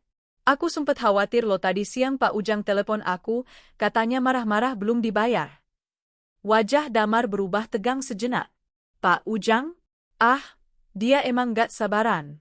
Besok Mas bayar lunas. Tenang aja. Besok? Dengan uang apa? Uang pinjaman itu sudah habis kau pakai untuk menyewa istana selingkuhanmu, Mas. Iya, Mas. Aku percaya sama kamu. Oh ya, Mas, lusa kan ulang tahun pernikahan kita yang kelima. Kamu inget kan? Damar terdiam. Matanya berkedip cepat. Dia lupa. Tentu saja dia lupa. Ingat dong. Masa lupa? Jawabnya gelagapan. Aku udah siapin kejutan. Beneran? Mataku berbinar. Aku nggak minta macam-macam kok, Mas. Aku cuma pengen kita makan malam di rumah aja, berdua. Aku masak spesial. Damar tampak lega. Boleh banget, sayang. Itu ide bagus. Hemat dan romantis. Hemat. Kata kunci favoritnya sekarang. Tapi aku punya rencana lain. Keesokan harinya, hari Sabtu. Kantor libur, tapi Damar pamit, lembur, lagi. Aku tahu dia pergi membantu Clarissa pindahan ke apartemen barunya di Senopati. Aku memanfaatkan waktu itu untuk pergi ke kantor Damar. Satpam menyapaku dengan hormat. Mereka belum tahu badai yang sedang terjadi, karena gaji mereka bulan ini masih aman, berkat sisa saldo yang kusisakan sedikit itu. Aku masuk ruangan Damar. Mejanya berantakan. Tumpukan info C tagihan disembunyikan di laci paling bawah, ditutupi majalah otomotif. Aku membuka laptopnya yang tertinggal dalam mode sleep. Bodohnya, dia tidak mengubah passwordnya, tanggal lahir Clarissa. Aku mengecek emailnya. Dan benar saja. Ada email konfirmasi perjanjian kredit dari aplikasi pinjaman online, Dana Cepat. Tenor 3 bulan. Bunga 15% per bulan. Gila, dasisku. Kamu benar-benar gali kubur, Mas. Lalu aku melihat email lain. Dari agen travel mewah. Konfirmasi booking, Maldives Private Villa, 4 malam. Atas nama, Damar Prasetya Clarissa Wijaya. Total, $8 Amerika. Tanggal keberangkatannya lusa. Tepat di hari ulang tahun pernikahan kami. Jadi itu, kejutan, yang dia maksud? Dia mau membawaku makan malam di rumah supaya dia bisa kabur ke Maldives besok paginya dengan Clarissa? Hatiku perih, tapi rasa perih itu segera tertutup oleh rasa geli. $8.000. 120 juta rupiah. Dia bayar pakai apa lagi? Kartu kredit limit gabungan? Oh, tunggu, kartu kredit itu kan sudah over limit. Aku mengecek status pembayarannya. Pending payment. Jatuh tempo pembayaran booking adalah malam ini pukul 23.59. Aku tersenyum licik. Aku membuka tab baru di browser, masuk ke internet banking perusahaan. Ternyata masih ada sisa saldo 15 juta rupiah, Uang yang seharusnya untuk bayar listrik kantor dan internet bulan depan. Aku melakukan transfer. Bukan untuk membayar tagihan travel Damar. Tapi aku mentransfer 15 juta itu ke rekening panti asuhan langganan kami dengan keterangan, sedekah Jumat berkah dari hamba Allah. Saldo perusahaan sekarang, 0 rupiah. Lalu, aku melakukan satu langkah terakhir. Aku membuka email customer service agen travel itu. Aku menulis email menggunakan akun Damar. Subjek, pembatalan booking isi. Mohon maaf, saya ingin membatalkan booking ke Maldives karena ada urusan mendadak. Mohon jangan hubungi nomor HP saya karena sedang di luar jangkauan, konfirmasi via email saja. Terima kasih. Send. Sekarang, mari kita lihat apa yang terjadi saat Clarissa sudah packing bikini mahalnya, sudah pamer di Instagram Story, O2 Paradise, tapi ternyata tiketnya hangus dan Damar tidak punya uang sepeser pun untuk beli tiket baru. Malam harinya, aku menunggu Damar pulang. Dia pulang jam 10 malam, terlihat sangat lelah tapi wajahnya sumringah. Mas, besok jadikan makan malamnya? Tanyaku. Jadi dong. Tapi, maaf ya Al, besoknya, pas hari H anniversary kita, Mas harus berangkat ke luar kota. Ada tinjauan pabrik di Makassar. Mendadak banget. Oh, gitu ya? Aku menunduk sedih. Ya udah nggak apa-apa. Yang penting bisnis lancar. Makasih pengertiannya, sayang. Dia mencium pipiku, lalu buru-buru masuk kamar mandi. Aku mendengar dia bersenandung di dalam sana. Dia pasti membayangkan pantai pasir putih dan kaktel bersama Clarissa. Pukul 11 malam, ponsel Damar berbunyi. Email masuk. Damar keluar dari kamar mandi dengan handuk melilit pinggang, mengecek ponselnya. Tiba-tiba wajahnya berubah pucat pasi. Handuknya nyaris melorot. Kak, kenapa dibatalin? Teriaknya histeris, menatap layar HP.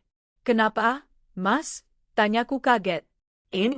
Klien Makassar batalin pertemuan, bohongnya. Padahal aku tahu itu email pembatalan dari travel agent. Yah, sayang banget. Terus gimana? Damar tampak panik luar biasa. Dia mencoba menelepon seseorang, pasti agen travelnya, tapi tidak diangkat karena sudah tengah malam. Dia mencoba menelepon Clarissa, tapi kemudian mematikan lagi, takut aku dengar. Dia mondar-mandir di kamar seperti setrikaan rusak. Kenapa panik banget sih, Mas? Kan cuma batal meeting? Bukannya malah bagus, jadi kamu bisa anniversary sama aku di rumah. Damar menatapku dengan tatapan kosong. Di kepalanya, dia pasti sedang membayangkan amukan Clarissa besok pagi saat tahu liburan impiannya batal. Clarissa yang sudah gembar-gembor di sosmed. Gengsi Clarissa akan hancur, dan kalau gengsi Clarissa hancur, Damar yang akan jadi samsak tinjunya. Nggak bisa, Al. Ini klien penting. Aku harus tetap berangkat. Aku harus pesen tiket lagi sekarang. Dia membuka aplikasi travel, mencoba memesan tiket baru ke Maldives, bukan Makassar. Dia memasukkan data kartu kredit. Transaction failed. Over limit. Dia mencoba kartu debit perusahaan. Transaction failed. Insufficient balance. Dia mencoba kartu debit pribadi. Transaction failed. Sisa saldo cuma cukup buat beli cilok. Damar membanting ponselnya ke kasur. Dia terduduk lemas di lantai, menjambak rambutnya. Arga? Aku mendekatinya, memegang bahunya lembut. Sabar, Mas. Mungkin emang belum rezeki. Tuhan punya rencana lain. Mungkin Tuhan mau kamu di rumah aja sama istri kamu yang sah, daripada capek-capek kejar klien yang belum tentu deal. Kalimatku bermakna ganda. Tapi Damar terlalu frustrasi untuk menyadarinya. Malam itu, Damar tidak tidur. Dia menghabiskan malam dengan menelepon sana-sini, mencari pinjaman kilat lagi. Tapi karena pinjaman sebelumnya belum ada riwayat pembayaran, pengajuan barunya ditolak semua sistem. Selamat menikmati neraka duniawi, suamiku. Ini baru permulaan. Hari Jumat yang ditunggu-tunggu pun tiba. Hari yang seharusnya menjadi hari pembayaran bagi para vendor, berubah menjadi hari kepanikan nasional di kantor PT Berkah Rasa. Aku tidak perlu berada di sana untuk melihat kekacauannya. Ponselku yang sengaja kuaktifkan mode, jangan ganggu, terus berkedip. Puluhan pesan WhatsApp masuk dari Pak Ujang, supplier ayam, Bu Marni, supplier sayur, sampai pemilik rental mobil box. Semuanya isinya sama, tagihan belum dibayar, Pak Damar tidak bisa dihubungi. Aku tersenyum tipis, menyeruput teh melati di teras belakang rumah sambil menyirami anggrek. Maaf ya, Bapak Ibu, gumamku pelan. Bos kalian sedang belajar manajemen krisis. Sementara itu, di sebuah apartemen mewah di kawasan SCBD, aku bisa membayangkan apa yang terjadi. Damar sedang duduk di sofa kulit, menjambak rambutnya sendiri. Di hadapannya, Clarissa sedang merajuk. Bukan karena masalah kantor Damar, tapi karena masalah skincare mahalnya yang habis dan Damar belum mentransfer uang belanja mingguan. Mas, kamu dengerin aku nggak sih? Suara Clarissa melengking. Aku tuh malu kalau ketemu temen-temen arisan pakai baju lama. Minggu depan ada acara di Ritz-Carlton, masa aku pakai gaun yang bulan lalu udah diposting di IG? Apa kata orang? Damar mengangkat wajahnya yang kusut. Matanya merah kurang tidur. Please ngertiin kondisi aku dikit. Kantor lagi keis. Vendor pada teriak minta bayaran. Klien pabrik Cikarang belum kasih kepastian perpanjangan kontrak. Duit perusahaan lagi seret banget. Clarissa mendengus, melipat tangan di dada. Itu kan urusan kamu sebagai CEO. Masa ngurus duit receh buat vendor aja nggak becus? Katanya pengusaha sukses? Katanya lebih kaya dari mantan aku yang koruptor itu. Kalimat itu menusuk ego Damar tepat di jantungnya. Aku memang sukses, bentak Damar, berdiri menantang. Oke, kamu mau gaun baru? Mau berapa? 50 juta? 100 juta? Dan aku mau pindah dari apartemen ini, Mas, tambah Clarissa, melihat celah. Di sini security-nya rese. Aku mau yang di Senopati, yang ada private lift-nya. Biar privasi kita lebih terjaga dari mata-mata istrimu itu. Damar terdiam. Sewa apartemen di Senopati dengan private lift itu minimal 40 juta per bulan, dan biasanya harus bayar setahun di muka. Itu artinya dia butuh dana segar hampir 500 miliar. Oke, kata Damar dengan suara gemetar. Aku urus hari ini. Kamu siap-siap aja. Damar keluar dari apartemen itu dengan langkah gontai. Dia masuk ke mobil Pajero-nya, menyalakan mesin, tapi tidak langsung jalan. Dia menatap layar ponselnya. Saldo rekening pribadi, 50 juta rupiah. Saldo perusahaan, 20 juta rupiah. Kurang jauh. Dia butuh uang cepat. Sangat cepat. Tiba-tiba, sebuah notifikasi iklan muncul di ponselnya. Pinjaman modal usaha kilat.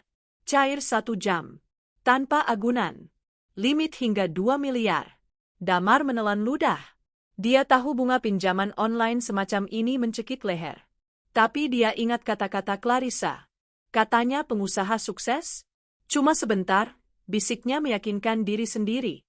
Begitu kontrak pabrik Cikarang cair bulan depan, aku lunasin semua. Bunganya nggak bakal kerasa. Dengan tangan gemetar, Damar mengklik iklan itu. Dia memasukkan data KTP, NPWP perusahaan, dan foto selfie. Karena statusnya sebagai pemilik PT, limit pinjamannya langsung disetujui tinggi. Ding! Dana tunai 500 juta rupiah telah cair ke rekening Anda. Damar menghela napas lega. Dia merasa seperti baru saja mendapatkan nyawa tambahan dalam game. Dia lupa, nyawa tambahan ini harus dibayar dengan darah. Dia segera mentransfer pembayaran sewa apartemen baru untuk Clarissa. Lalu mentransfer sisanya ke rekening Clarissa untuk uang belanja. Beres, pikirnya. Dia lupa satu hal, tagihan vendor ayam dan sayur belum dibayar. Malam harinya, Damar pulang ke rumah dengan wajah yang berusaha dibuat ceria. Dia membawa sekotak martabak manis kesukaanku. Alina, sayang, Mas pulang, serunya. Aku menyambutnya di ruang tengah. Wah, bawa martabak. Tumben, Mas. Katanya lagi diet kolesterol. Sekali-kali nggak apa-apalah, merayakan kesuksesan, ujarnya sombong, meletakkan martabak di meja. Tadi Mas berhasil dapat suntikan dana segar buat ekspansi bisnis. Jadi masalah cash flow udah aman. Suntikan dana segar. Bahasa halus untuk utang berbunga tinggi. Alhamdulillah, kataku dengan wajah bersyukur. Mas emang hebat. Aku sempat khawatir lo tadi siang Pak Ujang telepon aku, katanya marah-marah belum dibayar. Wajah Damar berubah tegang sejenak. Pak Ujang? Ah, dia emang gak sabaran. Besok Mas bayar lunas. Tenang aja. Besok? Dengan uang apa? Uang pinjaman itu sudah habis kau pakai untuk menyewa istana selingkuhanmu, Mas. Iya, Mas.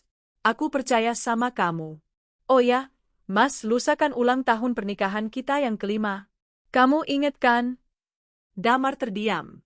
Matanya berkedip cepat. Dia lupa. Tentu saja dia lupa. Dong. Masa lupa? Jawabnya gelagapan. Aku udah siapin kejutan. Beneran? Mataku berbinar. Aku nggak minta macam-macam kok, Mas. Aku cuma pengen kita makan malam di rumah aja, berdua. Aku masak spesial. Damar tampak lega. Boleh banget, sayang. Itu ide bagus. Hemat dan romantis. Hemat, kata kunci favoritnya sekarang. Tapi aku punya rencana lain.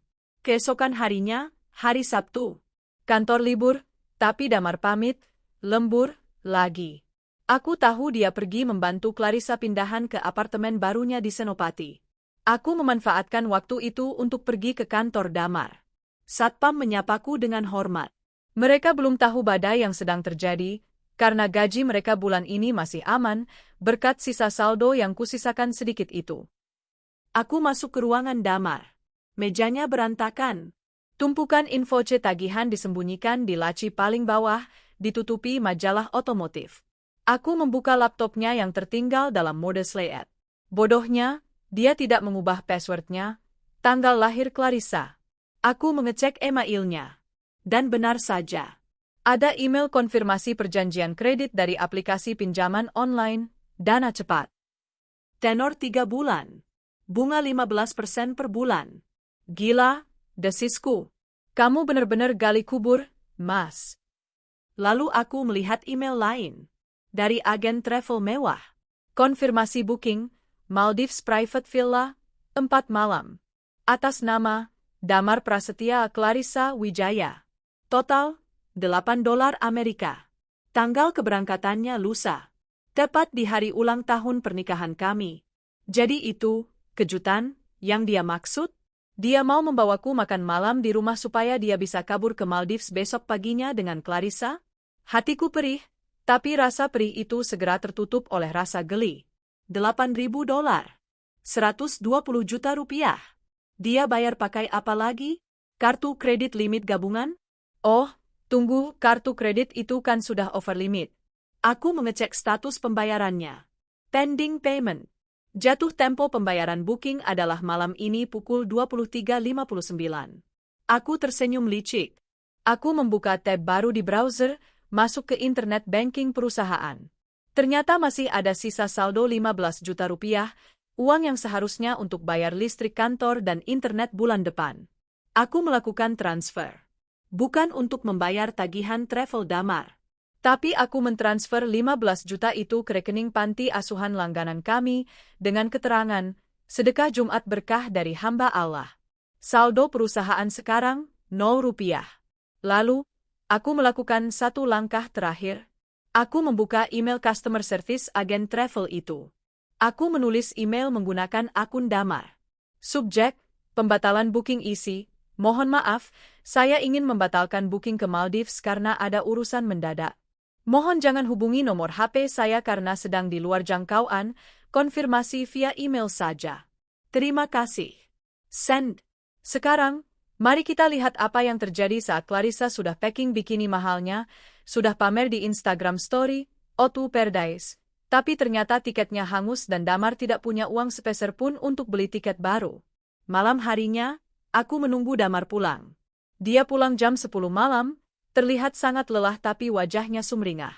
Mas, besok jadikan makan malamnya? Tanyaku. Jadi dong. Tapi, maaf ya Al, besoknya, pas hari H anniversary kita, Mas harus berangkat ke luar kota. Ada tinjauan pabrik di Makassar. Mendadak banget. Oh, gitu ya? Aku menunduk sedih. Ya udah nggak apa-apa.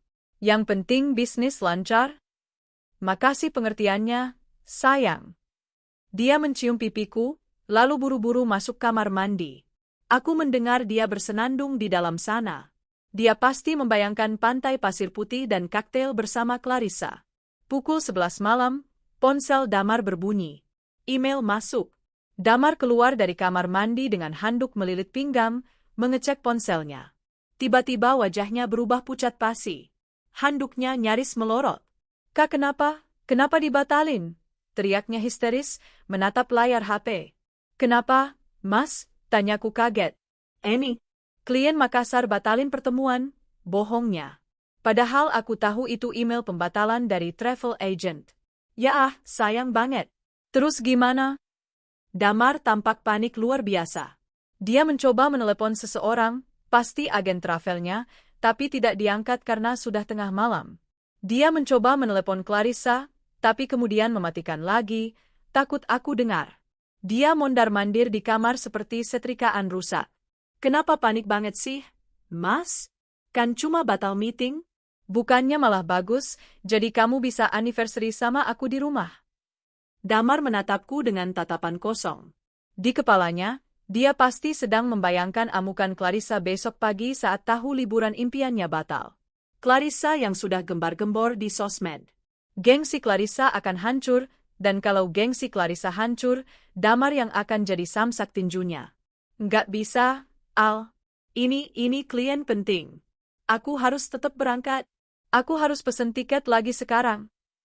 Dia membuka aplikasi travel, mencoba memesan tiket baru ke Maldives, bukan Makassar. Dia memasukkan data kartu kredit. Transaction failed. Over limit. Dia mencoba kartu debit perusahaan. Transaction failed. Insufficient balance. Dia mencoba kartu debit pribadi. Transaction failed. Sisa saldo cuma cukup buat beli cilok. Damar membanting ponselnya ke kasur. Dia terduduk lemas di lantai, menjambak rambutnya. Ark? Aku mendekatinya, memegang bahunya lembut. Sabar, Mas. Mungkin emang belum rejeki. Tuhan punya rencana lain. Mungkin Tuhan mau kamu di rumah aja sama istri kamu yang sah, daripada capek-capek kejar klien yang belum tentu deal. Kalimatku bermakna ganda, tapi Damar terlalu frustrasi untuk menyadarinya. Malam itu, Damar tidak tidur. Dia menghabiskan malam dengan menelepon sana-sini, mencari pinjaman kilat lagi. Tapi karena pinjaman sebelumnya belum ada riwayat pembayaran, pengajuan barunya ditolak semua sistem. Selamat menikmati neraka duniawi, suamiku. Ini baru permulaan. 2 hari setelah insiden pembatalan Maldives, suasana rumah berubah menjadi sedingin kamar mayat. Damar jarang pulang. Kalaupun pulang, ia hanya diam 1000 bahasa. Wajahnya kusut, matanya cekung, dan temperamennya meledak-ledak. Aku tahu dia sedang menghindari Clarissa yang pasti mengamuk hebat karena gagal liburan. Dan yang lebih penting, aku tahu dia sedang menghindari debt collector pinjaman online yang mulai menerornya lewat telepon. Puncaknya terjadi pada Minggu malam. Hujan deras mengguyur Jakarta, seolah mengiringi akhir dari pernikahan kami. Aku sedang duduk di ruang keluarga, merajut syal, hobi baruku untuk menenangkan pikiran. Damar pulang. Tidak seperti biasanya, kali ini dia membawa sebuah map coklat. Dia tidak menyapaku. Dia langsung duduk di sofa seberangku, meletakkan map itu di meja dengan bunyi book yang mantap. Alina, kita perlu bicara, suaranya parau, tapi tegas. Aku meletakkan rajutanku. Menatapnya dengan mata yang kubuat sayu. Bicara soal apa, Mas? Kamu kelihatan capek banget. Mau aku buatkan jahe hangat? Nggak usah basa-basi, potongnya kasar. Dia menarik napas panjang, seolah sedang mengumpulkan keberanian. Aku mau kita cerai. Jagger? Suara petir di luar menyambar tepat saat kata itu keluar. Waktu yang sangat sinematik. Aku sudah tahu ini akan terjadi, tapi aku tetap harus memainkan peranku. Aku menjatuhkan jarum rajutku ke lantai. Tanganku gemetar, latihan gemetar yang sudah kusempurnakan di depan cermin. Cerai? Apa maksud kamu, Mas? Apa salahku? Suaraku bergetar, air mata mulai menggenang di pelupuk mata. Nggak ada yang salah, jawab Damar, menghindari tatapanku.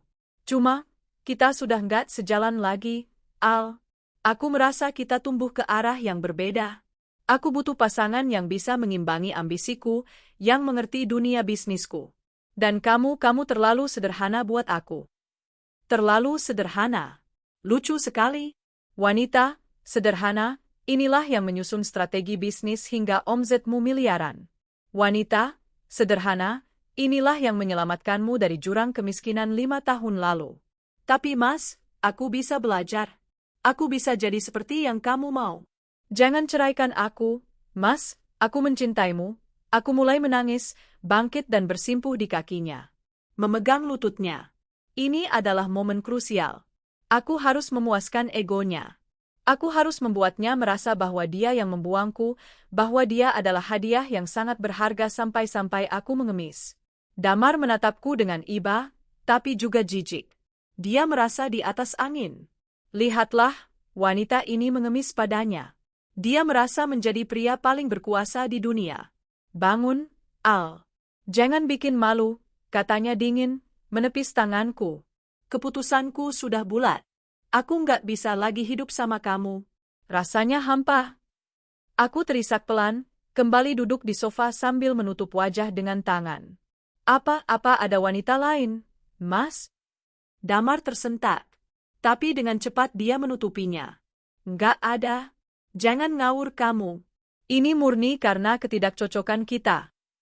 Pembohong. Lalu, bagaimana dengan pernikahan kita? 5 tahun, Mas, apa nggak ada artinya? Justru itu. Daripada kita saling menyakiti, lebih baik pisah baik-baik, kata Damar, mulai mengeluarkan nada manipulatifnya. Aku mau kamu tanda tangan ini. Ini kesepakatan perceraian. Biar prosesnya cepat dan kita nggak perlu ribut-ribut di pengadilan. Aku mengintip dari sela-sela jariku. Map coklat itu. Surat kematian pernikahanku. Aku mengambil map itu dengan tangan gemetar. Membukanya perlahan. Isinya standar. Gugatan cerai talak. Tapi mataku langsung tertuju pada pasal harta gonogini. Di sana tertulis, pihak istri sepakat untuk tidak menuntut pembagian harta gonogini berupa aset perusahaan, tanah, dan bangunan, demi mempercepat proses perceraian. Licik. Sangat licik. Damar pasti disetir oleh Clarissa atau pengacara barunya, yang pasti murah, karena dia tidak punya uang untuk bayar Pak Rahmat. Mereka pikir aku bodoh. Mereka pikir aku akan tanda tangan begitu saja karena sedang emosional. Dan mereka benar. Aku akan tanda tangan. Tapi bukan karena aku bodoh. Aku mengangkat wajahku, air mata membasahi pipi. Mas, kamu tega biarkan aku pergi tanpa apa-apa? Rumah ini mobil tabungan? Damar mendengus. Al, kamu kan tahu kondisi perusahaan lagi sulit. Lagian, semua aset itu kan atas nama aku atau perusahaan. Kamu selama ini cuma di rumah. Adil dong kalau aku yang pegang kendali bisnis. Nanti aku kasih kamu uang santunan deh, 10 juta. Cukup kan buat kamu pulang kampung? 10 juta. Harga kesetiaanku selama 5 tahun dihargai 10 juta. Cuma 10 juta, Mas? Tanyaku lirih. Ya ampun, Al. Jangan matre dong. Kamu mau cerai baik-baik atau mau aku perpanjang urusannya jadi rumit? Kalau kamu nuntut macam-macam, prosesnya bakal bertahun-tahun. Kamu mau status kamu gantung? Kamu mau jadi janda tua yang gak laku? Ancamnya. Ancaman kosong. Aku menarik napas panjang, menghapus air mataku. Wajahku berubah menjadi sendu, penuh kepasrahan. Baiklah, Mas. Kalau itu mau kamu, kataku pelan. Aku nggak mau ribut. Aku nggak mau jadi beban kamu. Aku akan tanda tangan. Mata Damar berbinar. Dia tidak menyangka akan semudah ini. Dia pikir aku akan melawan. Tapi ada satu syarat, Mas, tambahku. Wajah Damar menegang lagi. Apa? Aku minta prosesnya dipercepat. Aku nggak kuat lama-lama satu atap sama kamu dalam kondisi begini. Aku mau sidang pertama langsung putusan kalau bisa. Dan, aku cuma minta barang-barang pribadiku. Baju, perhiasan pemberian almarhum ibu, dan kucingku. Damar hampir tertawa lega. Cuma itu? Oke. Deal. Perhiasan ibu kamu ambil aja. Kucing juga bawa sekalian. Yang penting kamu jangan sentuh aset perusahaan atau rumah ini. Iya, Mas. Aku janji. Aku mengambil pena yang disodorkan Damar. Di dalam hati, aku tertawa terbahak-bahak. Jangan sentuh aset perusahaan atau rumah ini, Mas, aset perusahaan itu sudah kosong melompong. Utangnya menumpuk miliaran. Dan rumah ini, sertifikat aslinya sudah ada di tangan adikku, Bima. Yang ada di brankas kamu itu cuma sertifikat palsu yang kucetak minggu lalu. Dan secara hukum, rumah ini sudah bukan milik kita lagi sejak akta jual beli ditandatangani kemarin lusa. Kamu sedang memperjuangkan kapal yang sudah karam, Damar. Dengan tangan yang masih gemetar, aku membubuhkan tanda tangan di atas materai. Sret, sret, selesai.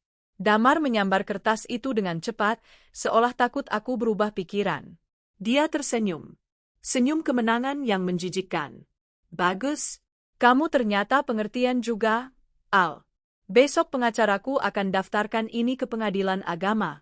Kamu tinggal datang, pasang muka sedih, iyain semua kata hakim, dan kita selesai. Iya, Mas. Oh iya, Damar berdiri, merapikan jasnya. Mulai malam ini, aku tidur di kamar tamu. Aku nggak nyaman tidur sama orang asing. Orang asing. Damar melenggang pergi ke kamar tamu, bersiul pelan. Dia pasti langsung menelepon Clarissa. Beb, Bers, dia tanda tangan. Harta aman. Kita bakal kaya raya. Aku duduk sendirian di ruang tengah yang luas itu. Aku mengambil ponselku, mengirim pesan pada Bima. Mi, umpan dimakan. Ikan sudah di dalam bubu. Siapkan berkas eksekusi pengosongan rumah tanggal 20. Tepat setelah ketuk palu. Bima, siap, Kak. Tega banget sih kakak. Tapi aku suka. Aku bangkit, berjalan ke arah foto pernikahan kami yang masih terpajang besar di dinding.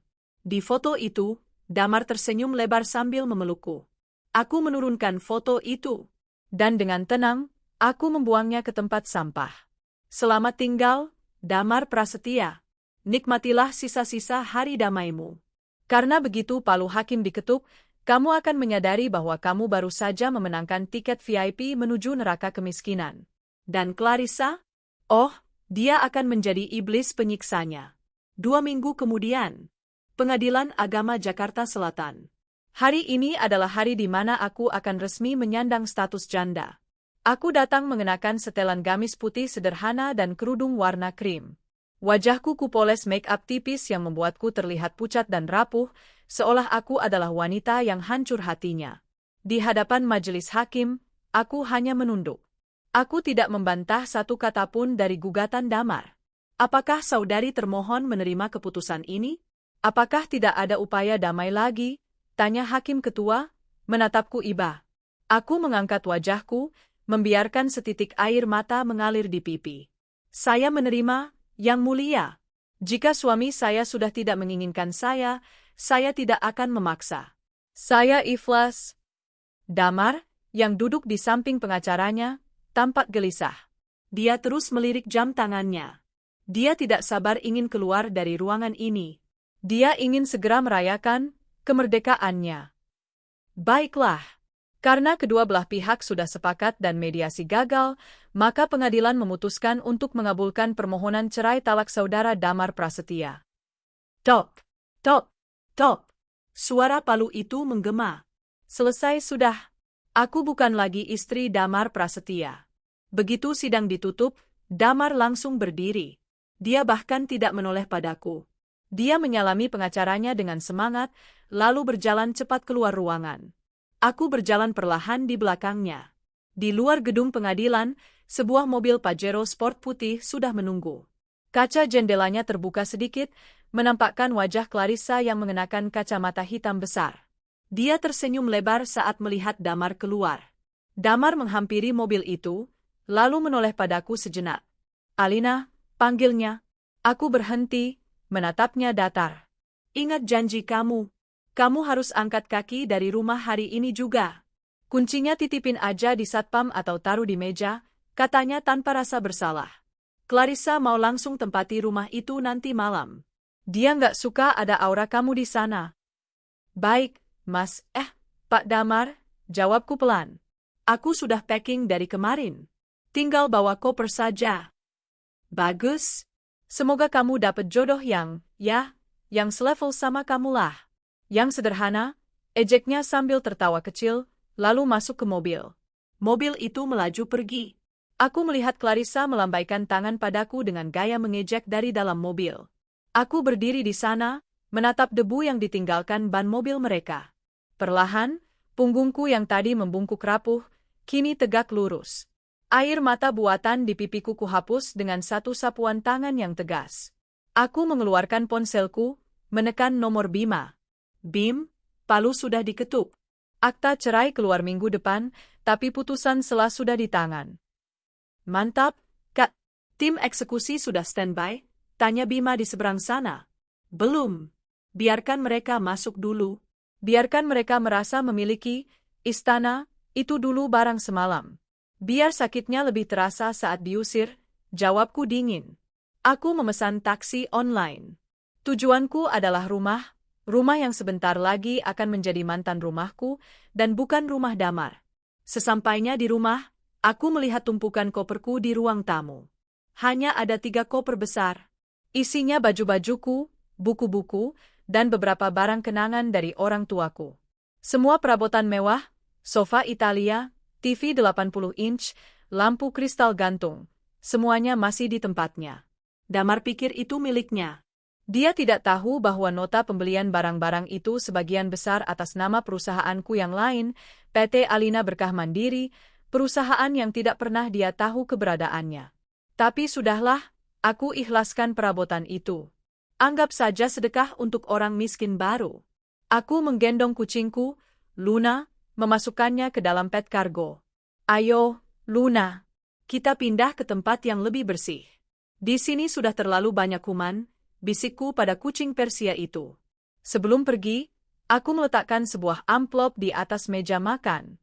Di dalamnya bukan surat cinta, bukan juga surat makian. Isinya adalah fotokopi putusan pengadilan hari ini dan sebuah kunci duplikat. Kunci asli sudah kubawa.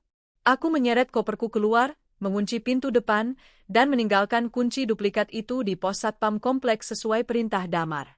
Titip buat Pak Damar ya, Pak, kataku pada satpam. Siap, Bu Alina. Loh, Ibu mau pergi? Iya, Pak. Saya pindah. Jaga kesehatannya, Pak. Aku masuk ke taksi yang sudah menunggu. Taksi itu membawaku pergi, menjauh dari rumah yang sudah menjadi saksi bisu pengorbananku selama 5 tahun. Apakah aku sedih? Sedikit.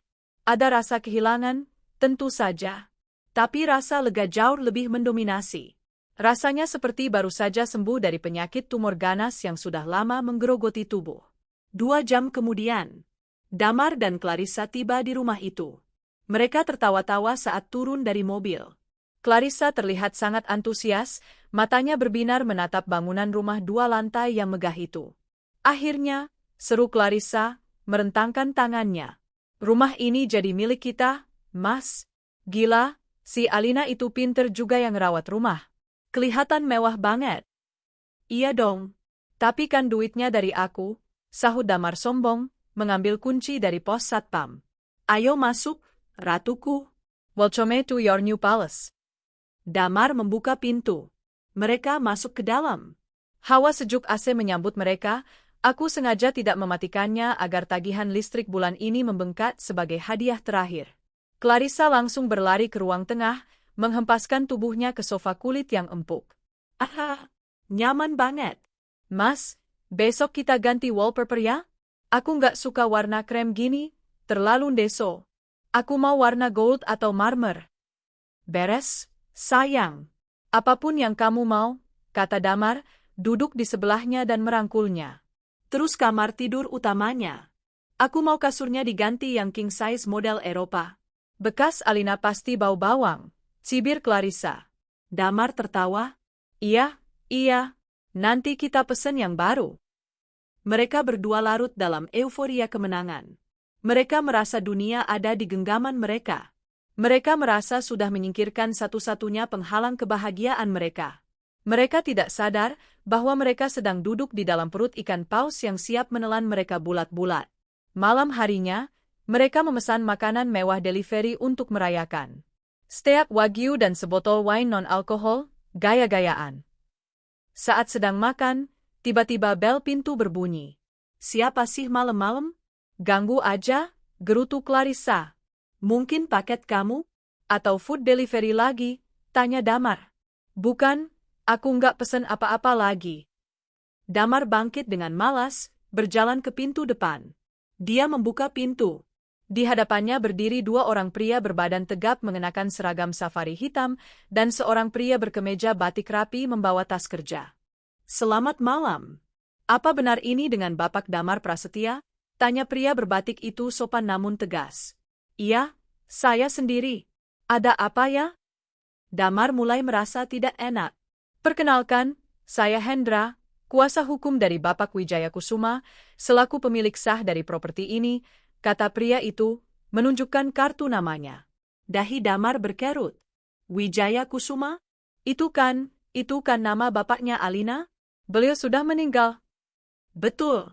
Dan sekarang aset ini diwariskan kepada ahli warisnya, yaitu saudara Bima Kusuma, adik dari Ibu Alina. Klien kami, Bapak Bima, memerintahkan kami untuk melakukan peninjauan aset karena menurut informasi, penghuni lama yang memiliki hak pakai, yaitu Ibu Alina, sudah meninggalkan rumah ini hari ini. Damar tertawa remeh. Woi, Mas, jangan ngelawak malam-malam. Rumah ini punya saya. Sertifikatnya ada di brankas saya di dalam. Alina itu nggak punya apa-apa. Pengacara itu tersenyum tipis. Dia mengeluarkan sebuah dokumen dari tasnya. Maaf, Pak Damar. Mungkin Bapak lupa, atau Bapak tidak teliti membaca dokumen yang Bapak tanda tangani setahun lalu. Bapak telah menandatangani akta jual beli, AJB, yang sah, memindahkan kepemilikan rumah ini kepada Bapak Bima Kusuma. Dan sertifikat hak milik, SHAM, sudah resmi balik nama bulan lalu. Wajah Damar pucat pasi. Nggak mungkin. Itu pasti palsu. Saya nggak pernah jual rumah ini. Tanda tangan Bapak di sini asli, disaksikan notaris. Dan uang pembayarannya pun sudah Bapak terima, yang kala itu Bapak akui sebagai dana talangan perusahaan yang masuk ke rekening PT Bapak. Damar terhuyung ke belakang. Dia ingat, setahun lalu, saat perusahaan butuh dana segar, Alina menyodorkan tumpukan dokumen. Dia bilang itu dokumen pinjaman lunak dari keluarga. Damar tanda tangan saja tanpa baca karena pusing. Ternyata itu AJB? Suara Damar tercekat. Rumah ini bukan punya saya? Secara hukum, tidak, Pak. Dan karena Ibu Alina sudah bercerai dari Bapak dan pergi dari sini, maka hak Bapak untuk menumpang di sini juga sudah gugur, lanjut pengacara itu dingin. Klien kami memberi waktu 1x24 jam untuk Bapak dan rekan Bapak mengosongkan rumah ini. Jika tidak, kami akan panggil polisi atas tuduhan penyerobotan properti. Clarissa, yang sedari tadi menguping, berlari ke pintu dengan wajah panik. Mas, apa-apaan ini? Katanya rumah ini punya kamu. Kamu bilang kita kaya raya? Damar menatap Clarissa dengan tatapan kosong. Mulutnya terbuka tapi tidak ada suara yang keluar. Dunia yang baru saja ia bangun di angan-angannya, runtuh seketika dalam hitungan detik. 1x24 jam, Pak Damar, ulang pengacara itu, lalu berbalik pergi bersama dua pengawalnya. Damar jatuh terduduk di lantai teras. Hujan rintik-rintik mulai turun, membasahi wajahnya yang pucat. Di dalam rumah yang bukan miliknya itu, Clarissa mulai menjerit histeris. 2 minggu kemudian, Pengadilan Agama Jakarta Selatan. Hari ini adalah hari di mana aku akan resmi menyandang status janda. Aku datang mengenakan setelan gamis putih sederhana dan kerudung warna krim. Wajahku kupoles make-up tipis yang membuatku terlihat pucat dan rapuh, seolah aku adalah wanita yang hancur hatinya. Di hadapan majelis hakim, aku hanya menunduk. Aku tidak membantah satu kata pun dari gugatan Damar. Apakah saudari termohon menerima keputusan ini? Apakah tidak ada upaya damai lagi? Tanya hakim ketua, menatapku iba. Aku mengangkat wajahku, membiarkan setitik air mata mengalir di pipi. Saya menerima, Yang Mulia. Jika suami saya sudah tidak menginginkan saya tidak akan memaksa. Saya ikhlas. Damar, yang duduk di samping pengacaranya, tampak gelisah. Dia terus melirik jam tangannya. Dia tidak sabar ingin keluar dari ruangan ini. Dia ingin segera merayakan kemerdekaannya. Baiklah. Karena kedua belah pihak sudah sepakat dan mediasi gagal, maka pengadilan memutuskan untuk mengabulkan permohonan cerai talak saudara Damar Prasetya. Tok, tok, tok. Suara palu itu menggema. Selesai sudah. Aku bukan lagi istri Damar Prasetya. Begitu sidang ditutup, Damar langsung berdiri. Dia bahkan tidak menoleh padaku. Dia menyalami pengacaranya dengan semangat, lalu berjalan cepat keluar ruangan. Aku berjalan perlahan di belakangnya. Di luar gedung pengadilan, sebuah mobil Pajero Sport putih sudah menunggu. Kaca jendelanya terbuka sedikit, menampakkan wajah Clarissa yang mengenakan kacamata hitam besar. Dia tersenyum lebar saat melihat Damar keluar. Damar menghampiri mobil itu, lalu menoleh padaku sejenak. "Alina," panggilnya. Aku berhenti, menatapnya datar. "Ingat janji kamu. Kamu harus angkat kaki dari rumah hari ini juga. Kuncinya titipin aja di satpam atau taruh di meja," katanya tanpa rasa bersalah. "Clarissa mau langsung tempati rumah itu nanti malam. Dia nggak suka ada aura kamu di sana." "Baik, Mas, Pak Damar," jawabku pelan. "Aku sudah packing dari kemarin. Tinggal bawa koper saja." "Bagus. Semoga kamu dapet jodoh yang selevel sama kamu lah. Yang sederhana," ejeknya sambil tertawa kecil, lalu masuk ke mobil. Mobil itu melaju pergi. Aku melihat Clarissa melambaikan tangan padaku dengan gaya mengejek dari dalam mobil. Aku berdiri di sana, menatap debu yang ditinggalkan ban mobil mereka. Perlahan, punggungku yang tadi membungkuk rapuh, kini tegak lurus. Air mata buatan di pipiku kuhapus dengan satu sapuan tangan yang tegas. Aku mengeluarkan ponselku, menekan nomor Bima. "Bim, palu sudah diketuk. Akta cerai keluar minggu depan, tapi putusan sela sudah di tangan." "Mantap, Kak. Tim eksekusi sudah standby?" tanya Bima di seberang sana. "Belum. Biarkan mereka masuk dulu. Biarkan mereka merasa memiliki istana itu dulu barang semalam. Biar sakitnya lebih terasa saat diusir," jawabku dingin. Aku memesan taksi online. Tujuanku adalah rumah yang sebentar lagi akan menjadi mantan rumahku dan bukan rumah Damar. Sesampainya di rumah, aku melihat tumpukan koperku di ruang tamu. Hanya ada 3 koper besar. Isinya baju-bajuku, buku-buku, dan beberapa barang kenangan dari orang tuaku. Semua perabotan mewah, sofa Italia, TV 80 inch, lampu kristal gantung, semuanya masih di tempatnya. Damar pikir itu miliknya. Dia tidak tahu bahwa nota pembelian barang-barang itu sebagian besar atas nama perusahaanku yang lain, PT Alina Berkah Mandiri, perusahaan yang tidak pernah dia tahu keberadaannya. Tapi sudahlah, aku ikhlaskan perabotan itu. Anggap saja sedekah untuk orang miskin baru. Aku menggendong kucingku, Luna, memasukkannya ke dalam pet kargo. "Ayo, Luna. Kita pindah ke tempat yang lebih bersih. Di sini sudah terlalu banyak kuman," bisikku pada kucing Persia itu. Sebelum pergi, aku meletakkan sebuah amplop di atas meja makan.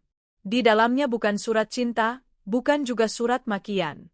Isinya adalah fotokopi putusan pengadilan hari ini dan sebuah kunci duplikat. Kunci asli sudah kubawa. Aku menyeret koperku keluar, mengunci pintu depan, dan meninggalkan kunci duplikat itu di pos satpam kompleks sesuai perintah Damar. "Titip buat Pak Damar ya, Pak," kataku pada satpam. "Siap, Bu Alina." "Loh, Ibu mau pergi?" "Iya, Pak. Saya pindah." "Jaga kesehatannya, Pak." Aku masuk ke taksi yang sudah menunggu. Taksi itu membawaku pergi, menjauh dari rumah yang sudah menjadi saksi bisu pengorbananku selama 5 tahun. Apakah aku sedih? Sedikit. Ada rasa kehilangan, tentu saja. Tapi rasa lega jauh lebih mendominasi. Rasanya seperti baru saja sembuh dari penyakit tumor ganas yang sudah lama menggerogoti tubuh. 2 jam kemudian, Damar dan Clarissa tiba di rumah itu. Mereka tertawa-tawa saat turun dari mobil. Clarissa terlihat sangat antusias, matanya berbinar menatap bangunan rumah 2 lantai yang megah itu. Akhirnya, seru Clarissa, merentangkan tangannya. Rumah ini jadi milik kita, Mas. Gila, si Alina itu pinter juga yang rawat rumah. Kelihatan mewah banget. Iya dong. Tapi kan duitnya dari aku, sahut Damar sombong, mengambil kunci dari pos satpam. Ayo masuk, ratuku. Welcome to your new palace.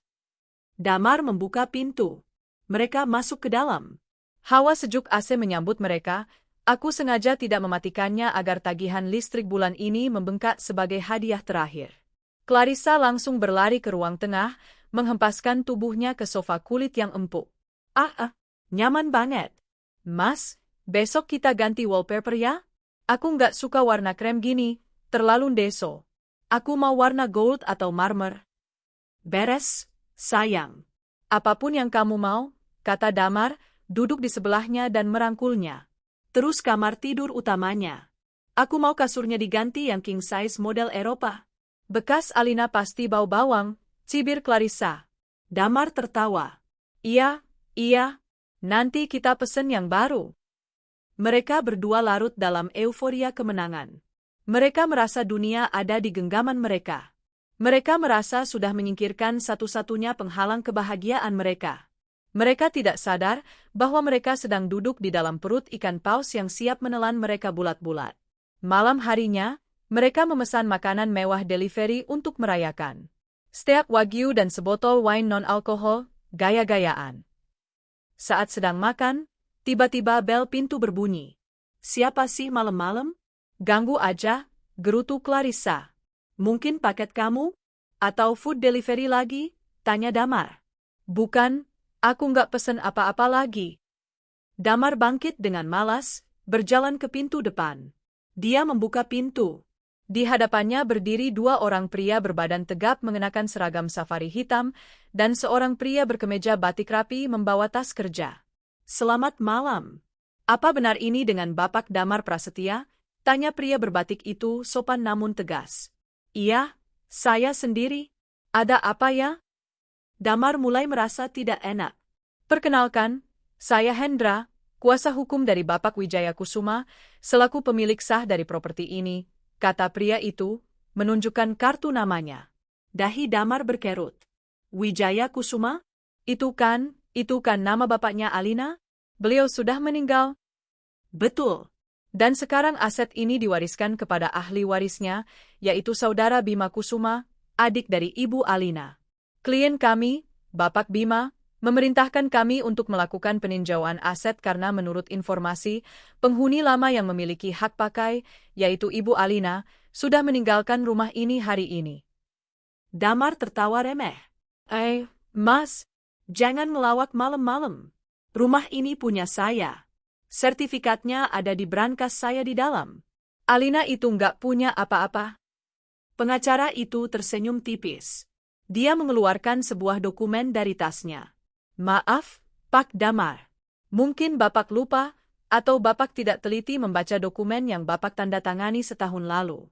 Bapak telah menandatangani akta jual beli, AJB, yang sah, memindahkan kepemilikan rumah ini kepada Bapak Bima Kusuma. Dan sertifikat hak milik, SHM, sudah resmi balik nama bulan lalu. Wajah Damar pucat pasi. Nggak mungkin. Itu pasti palsu. Saya nggak pernah jual rumah ini.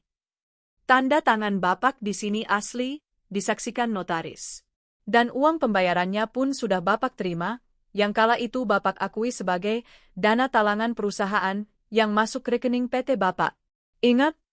Damar terhuyung ke belakang. Dia ingat. Setahun lalu, saat perusahaan butuh dana segar, Alina menyodorkan tumpukan dokumen. Dia bilang itu dokumen pinjaman lunak dari keluarga. Damar tanda tangan saja tanpa baca karena pusing. Ternyata, itu AJB? Suara Damar tercekat. Rumah ini bukan punya saya. Secara hukum, tidak, Pak.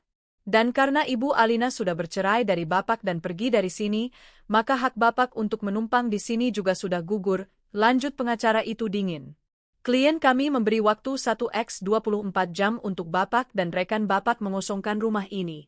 Jika tidak, Kami akan panggil polisi atas tuduhan penyerobotan properti. Clarissa, yang sedari tadi menguping, berlari ke pintu dengan wajah panik. Mas, apa-apaan ini? Katanya rumah ini punya kamu. Kamu bilang kita kaya raya? Damar menatap Clarissa dengan tatapan kosong. Mulutnya terbuka tapi tidak ada suara yang keluar. Dunia yang baru saja ia bangun di angan-angannya, runtuh seketika dalam hitungan detik.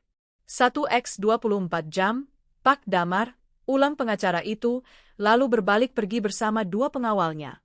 Damar jatuh terduduk di lantai teras. Hujan rintik-rintik mulai turun, membasahi wajahnya yang pucat.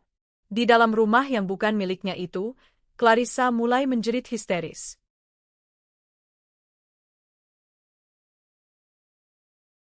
Teriakan Clarissa memecah keheningan malam yang basah oleh hujan.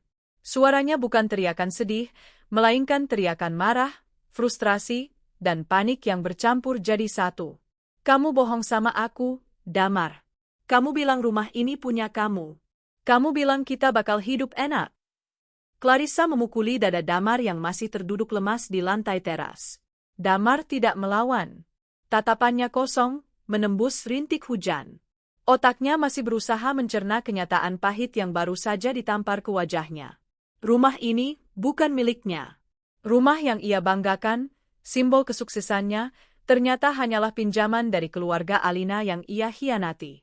Aku nggak tahu, Clar. Sumpah, aku nggak sadar waktu tanda tangan itu. Gumam Damar lemah. Nggak sadar? Kamu itu CEO atau orang bego sih? Bentak Clarissa. Terus sekarang kita mau tinggal di mana?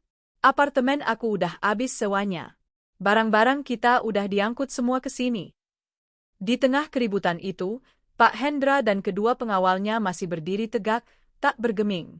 Maaf mengganggu drama rumah tangga Bapak dan Ibu, sela Pak Hendra dingin.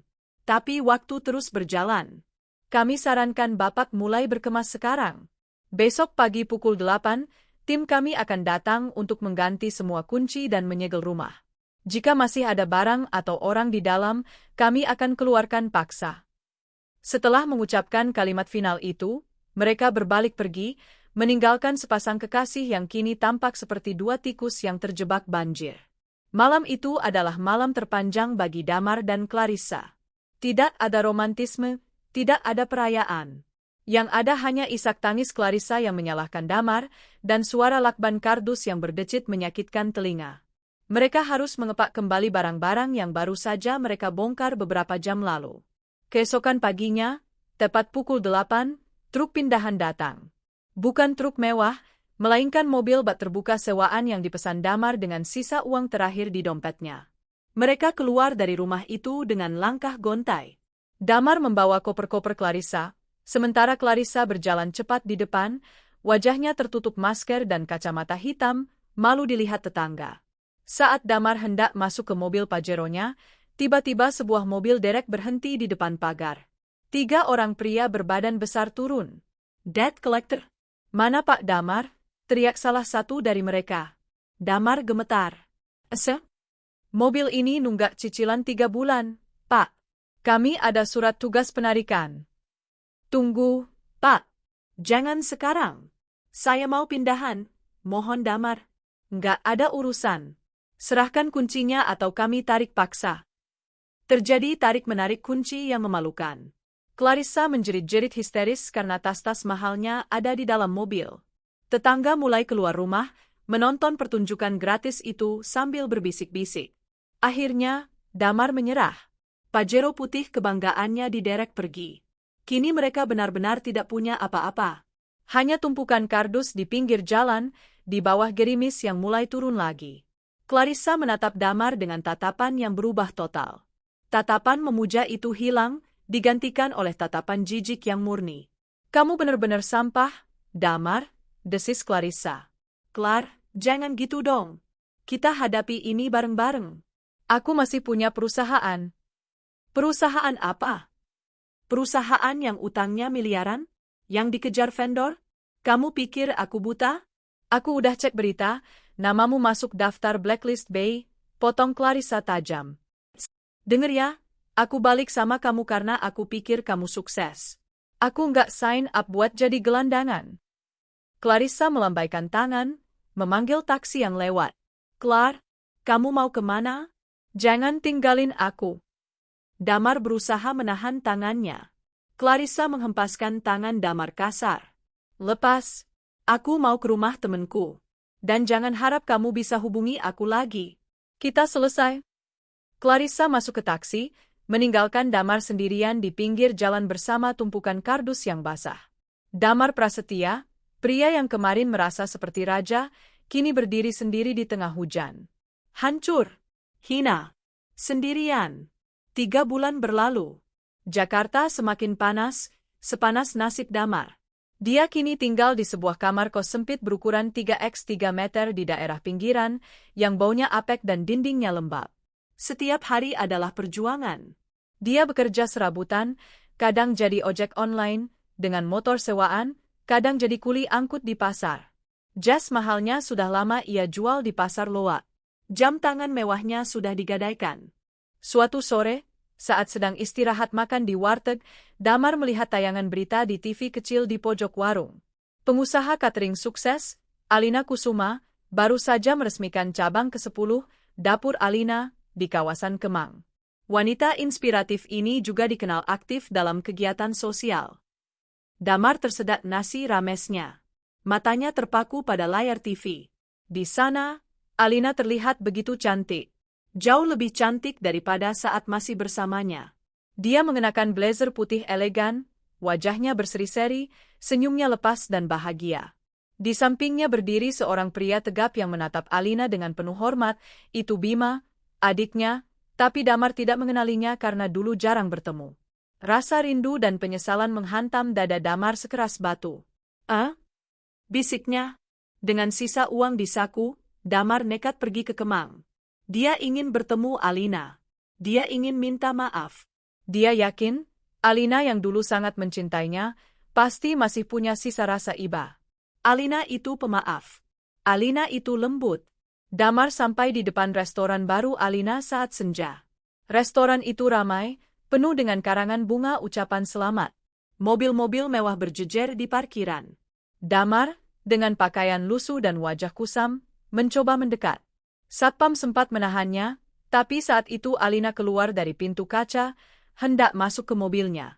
Alina, teriak Damar. Alina menoleh. Dia menyipitkan mata, mengenali sosok kurus kering itu. Dia memberi isyarat pada Satpam untuk membiarkannya. Damar berlari kecil, lalu jatuh berlutut di depan Alina. Alina, ya Allah, maafin aku, isak Damar, mencoba meraih ujung baju Alina, tapi Alina mundur selangkah. Damar, tanya Alina tenang. Suaranya datar, tidak ada emosi. Iya, ini aku, Al. Suamimu mantan suamimu. Aku salah, Al. Aku bodoh. Aku kena karma. Clarissa ninggalin aku. Hartaku habis. Aku sadar sekarang, cuma kamu yang tulus sama aku. Tolong, Al, kasih aku kesempatan kedua. Kita mulai lagi dari nol. Aku janji bakal jadi suami yang baik. Damar menengadah, wajahnya basah oleh air mata dan keringat. Dia berharap melihat belas kasihan di mata Alina. Namun, yang ia lihat hanyalah ketenangan yang mematikan. Alina tersenyum tipis. Senyum yang sangat sopan, namun terasa sangat jauh. Bangun, Damar, katanya lembut. Damar berdiri dengan harapan melambung. Kamu mau maafin aku, kan? Aku sudah memaafkanmu sejak aku keluar dari pengadilan hari itu, Damar, jawab Alina. Benarkah? Alhamdulillah. Jadi kita bisa? Tapi memaafkan bukan berarti melupakan, apalagi kembali, potong Alina tegas. Gelas yang sudah pecah, kalaupun direkatkan lagi, tetap akan melukai bibir yang meminumnya. Tapi aku berubah, Al. Aku menderita. Alina menatapnya lurus. Itu pilihanmu, Damar. Kamu memilih menukar berlian dengan batu kali, hanya karena batu itu lebih berkilau saat kena air. Sekarang airnya kering, dan kamu baru sadar itu cuma batu. Al? Dengar, Damar. Aku bukan lagi Alina yang dulu, yang bisa kamu bodohi dengan air mata buaya. Aku adalah wanita yang kamu tempa dengan rasa sakit. Terima kasih. Karena pengkhianatanmu, aku jadi wanita kuat yang berdiri di sini sekarang. Alina membuka dompetnya, mengambil 2 lembar uang 100 ribuan. Dia mengulurkannya pada Damar. Ambil ini, buat ongkos pulang dan makan malam yang layak. Anggap saja sedekah.